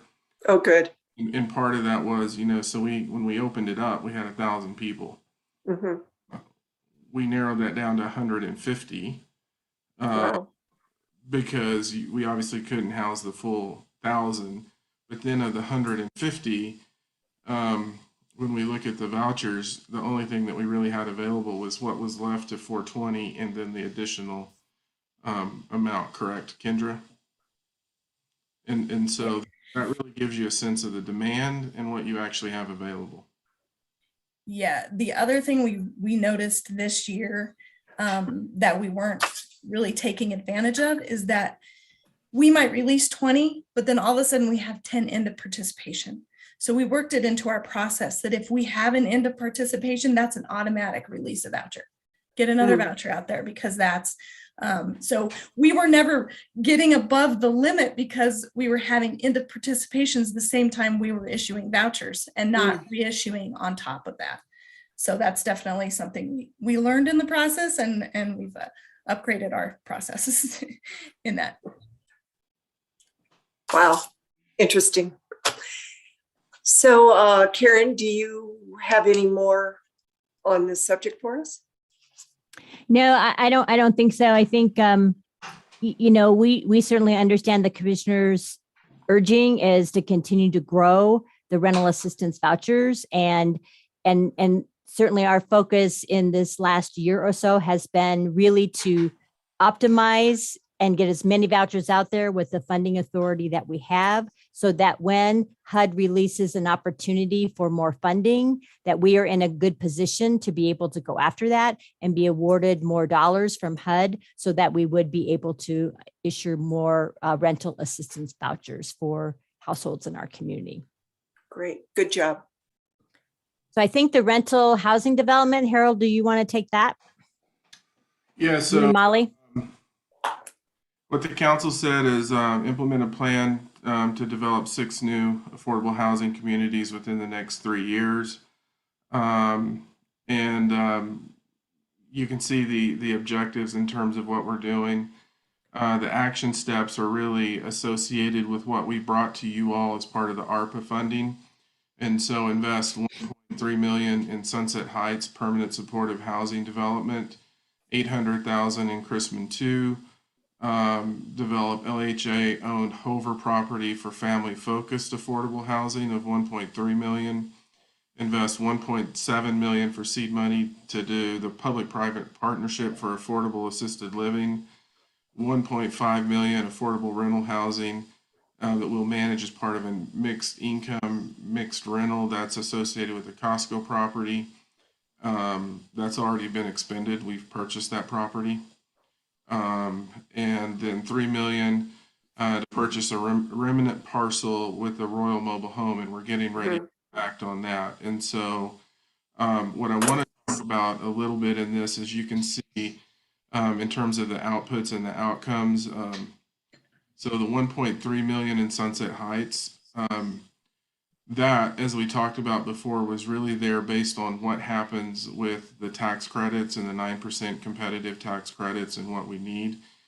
And that we're still in that tax credit component with Element Properties and the state and CHAFA.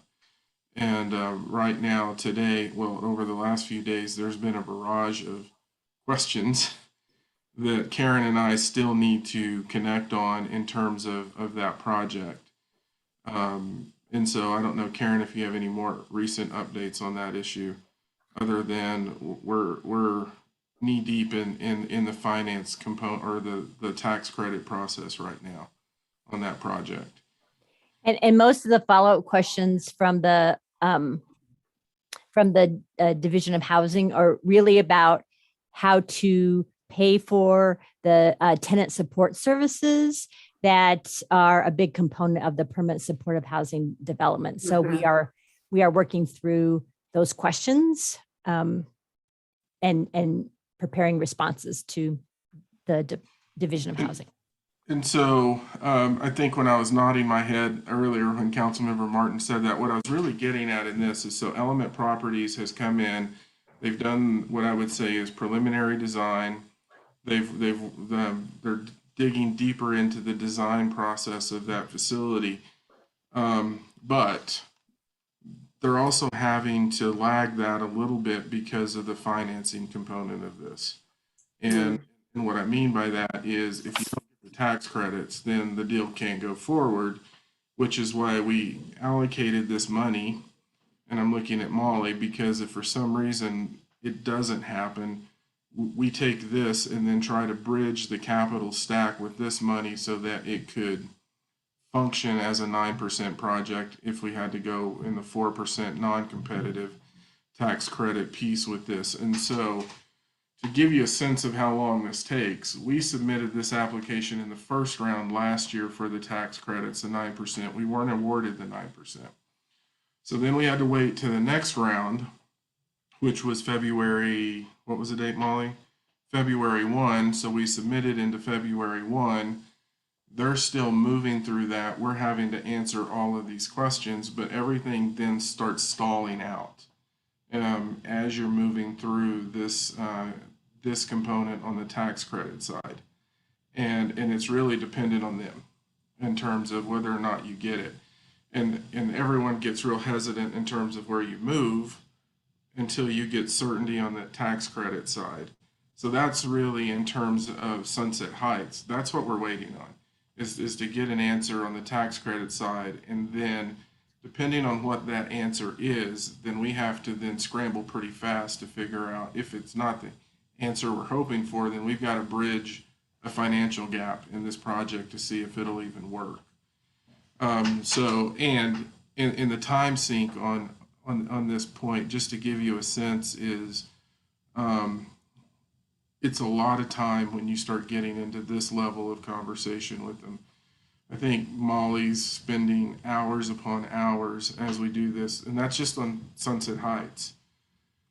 The next one that comes in, as you see, the affordable, the 800,000 with Chrisman. That one's a little bit different because we're going in with the 4% non-competitive tax credits, which we know we got, but then the financials in the capital stack because of everything that we're seeing, and inflation increases started flipping on us. And so then we had to figure out, how do you resolve a gap financially? And so two things are happening in that world, is that we're looking at what we have for 800,000, but we're also having to go back to Department of Housing.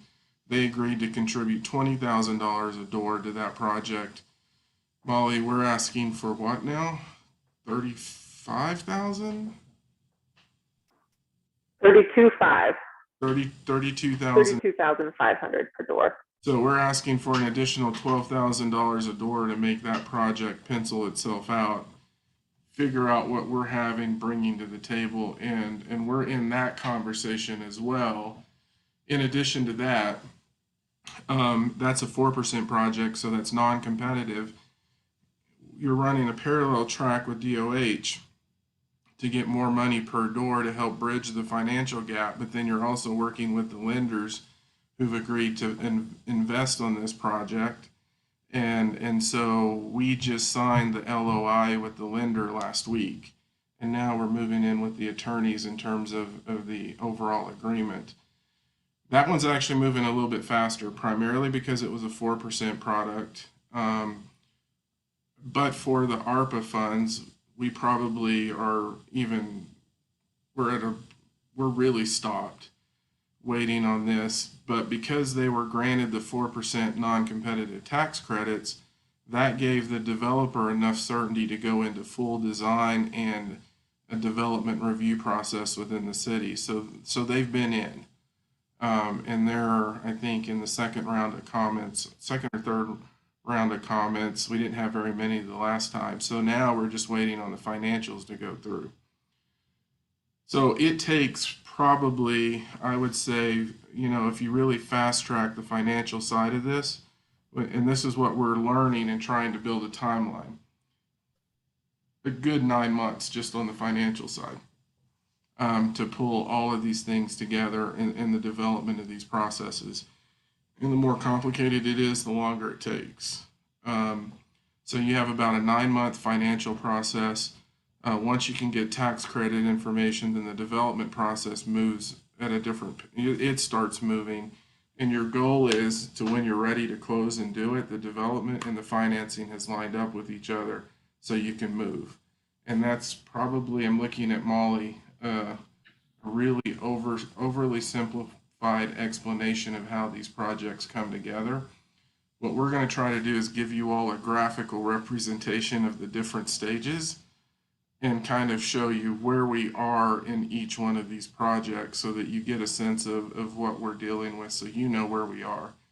And we're just trying to figure that out because we don't want to set the expectations up here when we know in reality we're still here at the ground level trying to get the capital stack pulled together. And so when Molly gets a breather on those two, we've talked about bringing that together.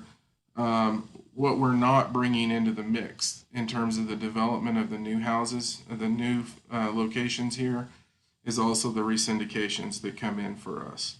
And so we also have a resyndication of, and we probably should add it into this, but resyndication of Village Place, which is essentially the same financial work that you do on the development project, but you're just doing it so you can reinvest capital in it. And so that's going to be going this year as well. And we finished the capital needs on Village Place and on Lodge and Hearthstone for a conversion of the 202 out of that. And so we've got those four going, which is why we're advertising the development and finance position, because that's going to be incredibly important for us to start pulling the trigger on these other projects. And so we're going to get more focused on timelines. But to be quite honest, we're learning our way right now. I mean, we're learning through these projects to get a sense of how long it really takes as we're moving forward. Commissioner. Thank you, Mayor Peck. Just a by-the-by suggestion. When you are doing this, could you also provide us with a glossary? For example, use the term 202. I have no idea. And I started my list of organs that I didn't understand too late for the number to be meaningful, but a lot of them went by, and I don't know whether everybody else, but I don't know any of them. Well, and sometimes we don't either. We learn them through it. But yeah, we definitely need to give you all a glossary on this as we're moving through it. But so I wanted you to know, so our next work on this is really to start allocating timelines and dates, and then give you a very basic version of a Gantt chart in terms of where we are, just so you all know where we're sitting on this, because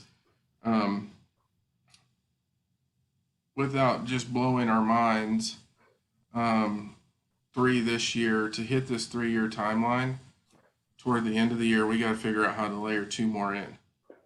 And then next year, I mean, now we're going to have to start staging these things. And frankly, right now, we're just at capacity issues in terms of getting this work done.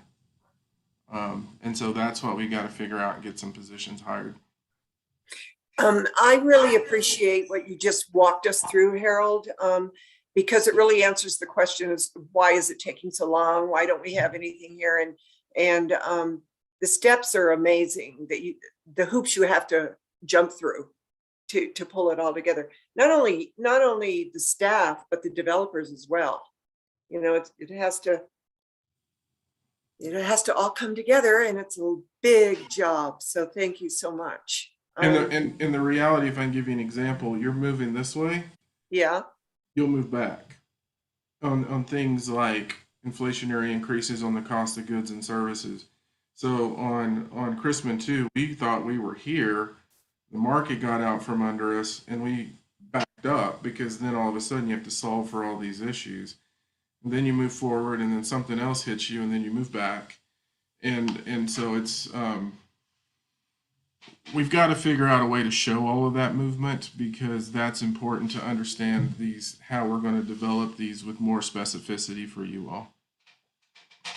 Great, thank you. So is that the end of the report for the 2022-2026 goals? I think we've got or have we gone way past that? I think, Chair Peck, so I'm just going to hit some of the others. So they're the kind of the other areas that we had talked about was really in developing partnerships. And so those are kind of toward the end of the document.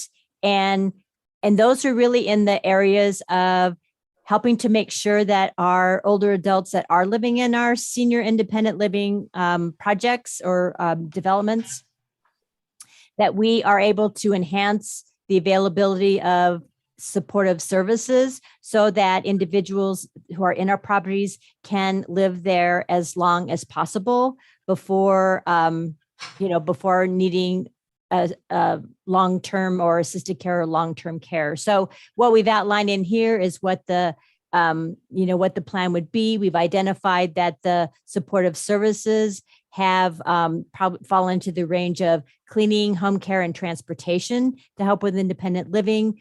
Our action steps are really to look at what are the various partnerships that we can establish to make those services possible. And again, our hope is that we are able to increase by 5% year over year the number of residents who can access those supportive services. And obviously, we want to lengthen the time that individuals can stay in our LHA properties before they need more care in order to support them. So that is the one area we are also looking at, and this was identified also in our ARPA funds, is really to look at the need for affordable assisted living. So when individuals aren't able to live independently in our properties anymore and need to go to assisted living, that finding affordable assisted living has been a challenge. And so this is really about, we're going to do some research with a model that the Loveland Housing Authority has has established, as well as looking at a partnership with True Pace for people who are Medicaid eligible for services. So again, we're looking at how, once people can no longer really be living safely in independent living, how do we have some kind of that continuum with affordable assisted living that would be available for our residents? And so those are kind of and then moving into the next level of partnership was really around some of the commissioners talked about, how do we also look for opportunities for some of our family housing as we bring that on, how to create an opportunity for, either early education centers or after school programs or those kinds of things as part of those, as far as those developments. So we do have on the, starting in 2024, I believe, the resyndication of the Aspen Meadow neighborhood, which is our family housing. Might there be an opportunity when we resyndicate and refinance that project to provide more on-site care for our for children who are living there, as well as we look at bringing on new family developments? How do we think about and encourage opportunities or buildings or whatever for early child care and youth development? Boulder Housing Partners has done this pretty successfully in some of their models. And this is an area where we have to be determined. So I know, Commissioner Waters, that we're just not sure what that outcome is going to be. But we'll have one. I promise we will have one. But we're still working on the research around that. And then we'll come back when we kind of know what might be possible sooner, that we will be able to add some outcomes to that. Hey, And then Karen. the Hey, Karen, I think the same thing it's the same issue on the, really get more specific on the affordable assisted living. right. Is it that we, at the end of the day, to the point of the goal, are we going to build a greenhouse similar to what Loveland Housing Authority did? I mean, and that's what we're still trying to figure out. And so that will come back because we've got to get more specific on what that's correct. And that's the same way with the other area that commissioners asked us to look at, was really about how do we establish a pathway to home ownership. So for some of our voucher holders that are paying a pretty large portion of their rent, from their own incomes, and their HAP payment, their housing assistance payment is a smaller amount, they might be ready to transition to market rate rental housing or even home ownership, and or looking at how we strengthen our partnership with Habitat for home ownership opportunities. So again, we're researching. We'll have outcomes, I promise. So, and then also the same thing with our residential, our community development, which again, we heard from Commissioner Waters about, we might want to have that early on in the document rather than at the end. We are moving forward with, we've conducted the individual interviews with around 75 to 80 of our residents that live in all of the various properties that the Housing Authority owns and operates. We, our next step in that process was to take the themes and to go back to the residents through a community conversation and flesh out just what specifically would be some of their priorities and actions they would like to see the Housing Authority take. And then we went back into lockdown for COVID. And so we put a pause on those community conversations, but we're back. We have members of the LHA advisory board that have signed up to help with those community conversations. And again, once we finish those conversations, I would say by by mid-year of this year, we will be able to add some very specific outcomes based on the additional input that we get from the residents. So that's the high level. And And again, I've already, made some revisions based on what we received from Commissioner Waters in terms of really strengthening some of the objectives and goals when they were maybe more squishy. They needed to be strengthened. So we have done that. And whatever, if commissioners have additional input around that, we will, we've taken notes on some things we got here that we received this evening, and we'll continue to flesh out and strengthen those goals and timeframes and milestones.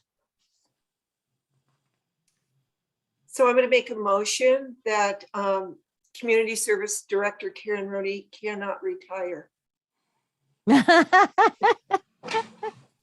I have a second? I'll second that.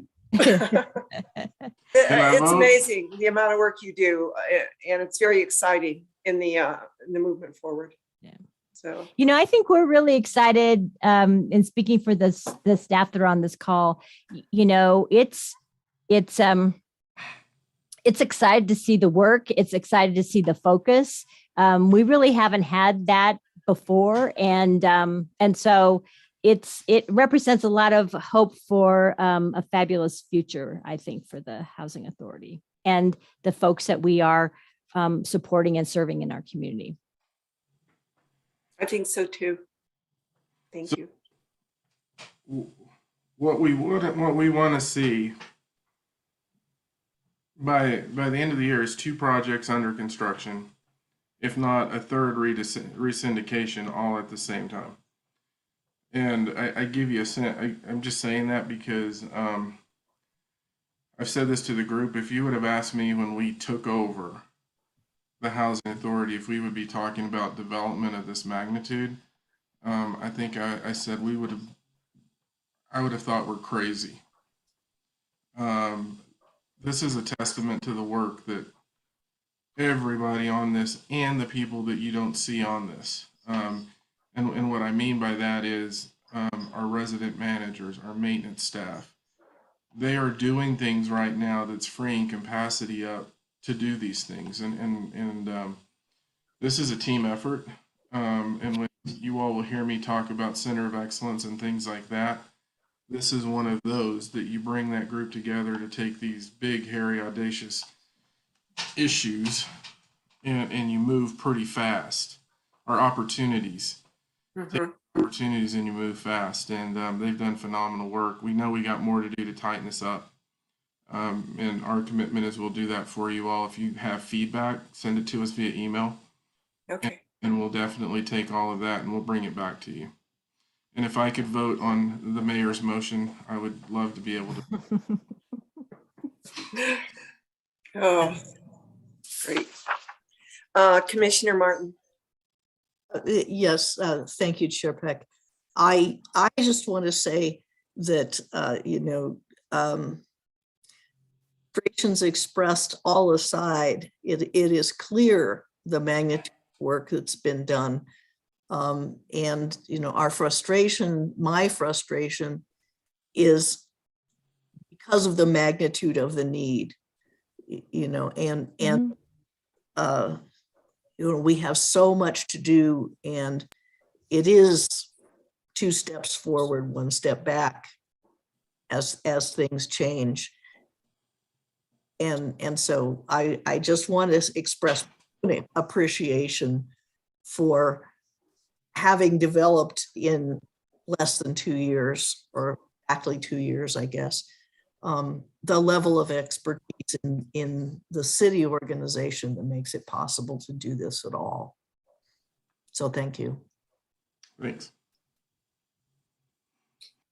So we have the interim executive director's report. Harold Dominguez is here. What I'm hearing is that it's all kind of morphed into one in this presentation. But the aged receivables report. I'm gonna ask Kendra and probably Molly and is Lisa. Then Lisa. I'm gonna ask Kendra to jump on and talk about the age receivable and the monthly financials quickly, And Okay. Lisa to talk about the vacancy report and the property updates.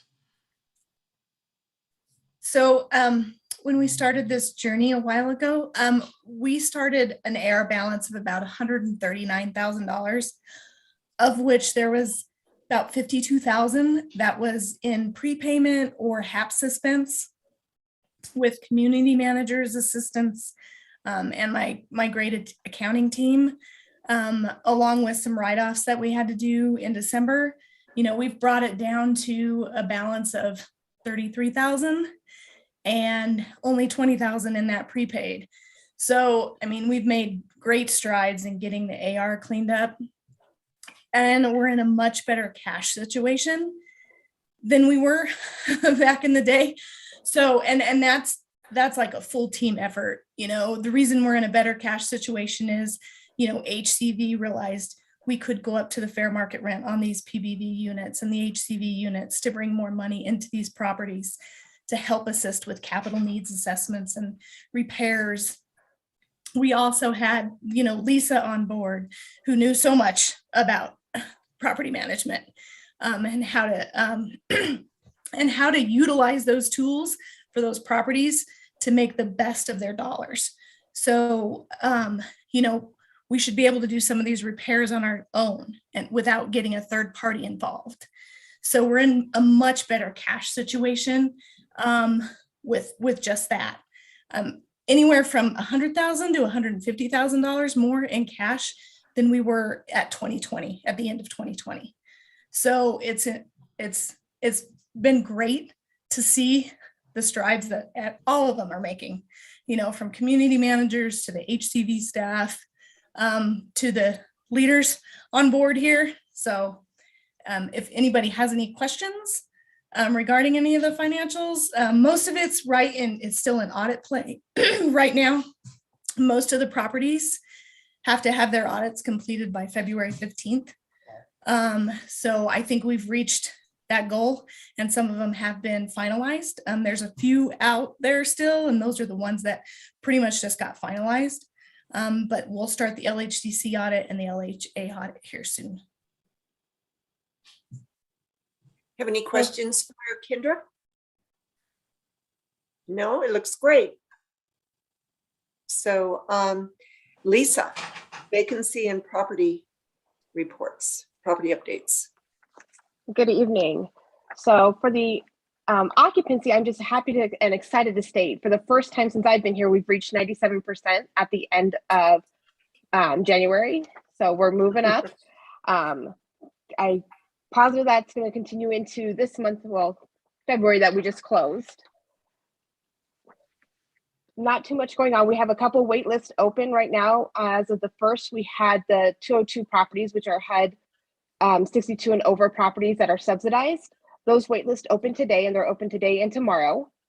There is no maximum amount of numbers. Households do have to be over 62 to be put on that wait list, though.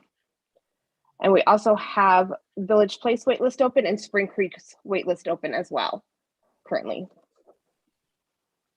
We do have a few units down still due to meth. We believe the one at the neighborhood will be back online by hopefully April 1st. It's in its final cleaning and should be good to go. We are working with our insurance agent to get the suites one back on board. And not too much more around occupancy, but any questions based on the report you guys received? Do you have any questions? I do want to know, Lisa, how many people are on the waiting lists now? Each waiting list varies. We have a waiting list per property for all of our senior properties, a separate one for the suites, separate one for Village Place, separate one for 202, because each project is so different. And it's some people may not want Main Street location like for Village Place, but they want over on Homestead Parkway. So each community maintains their own. And those wait lists could be anywhere from 30 to 60 people. Once we hit a good number, then we'll close the wait list. When you close them, I would be curious, and maybe some of the other commissioners would as well, as to how many people are on those wait lists, just to get a feel for our community and how many people are in need, even though we're helping a lot. how many people are out there. So just going forward. Okay, so when we close these next 4 that are open, I will bring to the next meeting Great. what we close those with. Okay, I'll move on to the property updates. I don't want to bore you too much, but as Karen stated before, we did have a successful HCV waitlist opening. We had over 1,000 people apply for the 150 spots. We've brought on a new maintenance tech. Let's see. We do have a conditional offer out for a housing choice voucher specialist. He is supposed to be starting March 7th. So that will be growing the HCV team. Let's see. A few great points to point out for Aspen Meadows neighborhood. CHAFA, the Colorado Housing and Finance Authority, did approve us for an employee unit on site. So we will have a manager moving in to help keep eyes and ears on site after hours and help with that neighborhood and making sure everything's going smoothly even after hours. The Briarwood, that we've had 2 units. This isn't on your sheet, but we've had 2 units held for the city funded voucher program. Both households moved in today. So Briarwood is now 100% occupied. Aspen Meadows Senior has also reached 100% occupied. Let's see.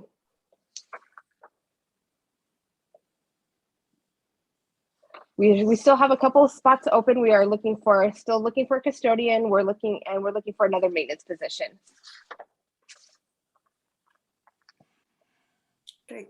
The other thing is Briarwood has historically not been part of the crime-free multifamily housing program. And when I talked earlier about the work with Sarah, Sarah's part of the team as well. And so Lisa has been working with Sarah to make Briarwood part of the crime-free multifamily housing program. So at this point, all of our properties will be part of that program. Correct.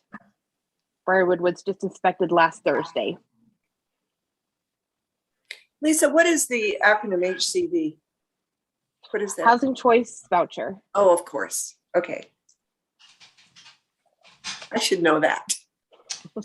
So the only, if there's no questions for Lisa, so the only other update that I wanted to give you is you all may remember that the Longmont Housing Development Corporation, excuse me, and decided that they wanted to dissolve.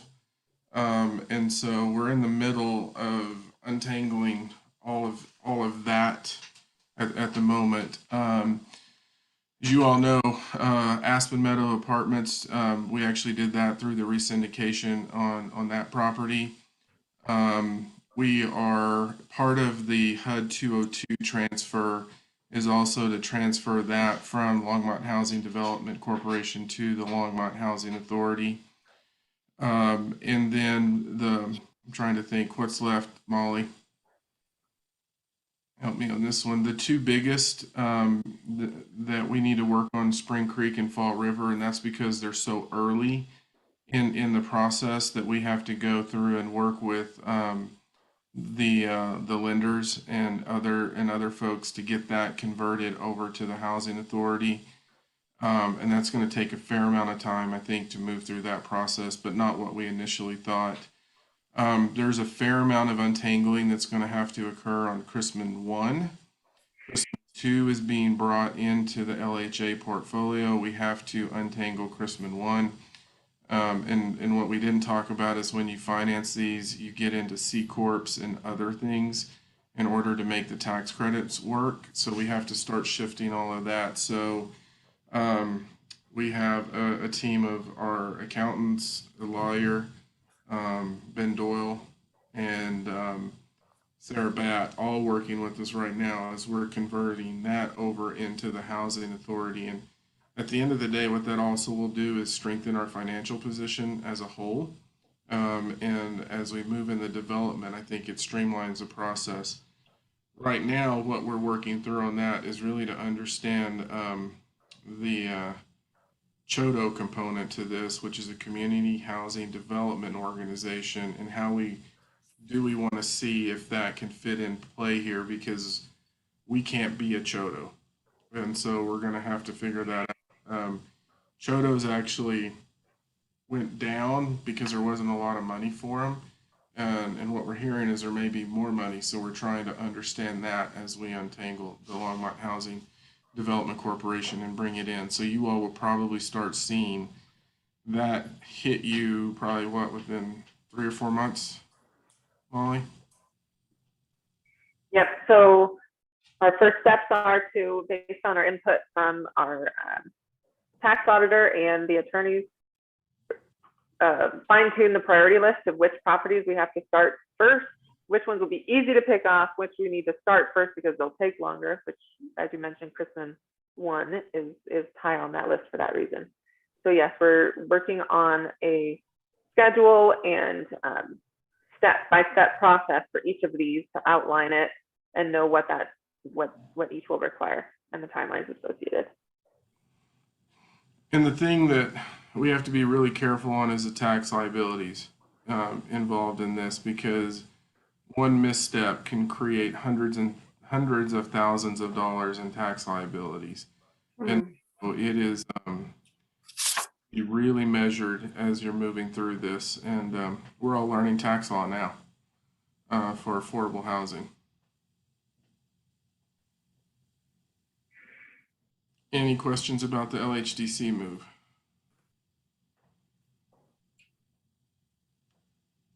You answered mine. I was going to ask you, how do you get developers for these properties? Do you put out an RFP, but the Chodo, I guess is what you said.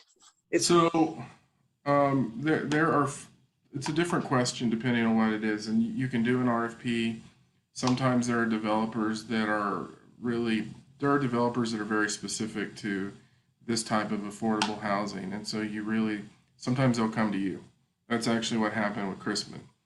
And so it depends on what you're looking at. But I will tell you, what you do look for is somebody that understands the world of tax credits and CHAFA and DOH, because if you don't have that experience, it can be a tough road. And MGL, who we're working with on Crispin 2, they're really strong in that arena. And I think that's what's helped us keep this project moving forward and frankly in play, to be honest with you. They've done a lot of work. And so we really look for expertise on the development side in this arena and how they can move through it. Interesting, a lot of work. So is there anything else, Harold, that you want to bring to us? That's about it. That's it for today. It's a lot. It's a lot. You do great work. So since we're done with those presentations, I want to know if we have any commissioners' comments before we end the meeting. Commissioner Waters. Thanks, Chairperson Peck. Harold, I chatted with you briefly a few days ago about parking at the Village Place. I understand this is not a policy question. This is an operations issue, but I don't know if others, council members / commissioners have had questions about parking at Village Place. If you haven't, my guess you will. It would be helpful if we could just publicly to clarify where are we and where are we headed with parking at Village Place? What can residents count on in terms of their need to or not to compete for parking spaces? And is there just something we could get a few sentences that we could be consistent in our responses when we get questions from residents about parking at Village Place? Yeah, so first on the response, Molly and Lisa, since our conversation, has provided me with since your question based on the call you received, they provided me with something. I need to get with them. There's a couple of points I want to look at in that, and we will get that to you within the next day or so. Okay. I think, so there's a lot of things happening right now in parking. We know we have parking issues at Village Place because of its proximity to downtown. They do have people that park in that location. They have assigned spaces. What we're looking at doing is and this is not, so the parking issue's all over. So let's start there. So we're partnering with a tow company, and we're going to be putting signs up, and they will be working with us to monitor locations to ensure that the residents who live in the properties actually have the parking spaces, that they're the ones parking in those locations. Molly, Lisa, you're going to have to help me on this one. So that's how the conversation started. We also then began, Village Place, as I said, has assigned parking. And as we look at the monitoring and these components, operationally, I think it becomes more difficult with the assigned spots. The other thing that we saw in Village Place is that they actually assign handicap spots to people, and you can't do that by law. And so there's a legal issue that we have to deal with on those spots.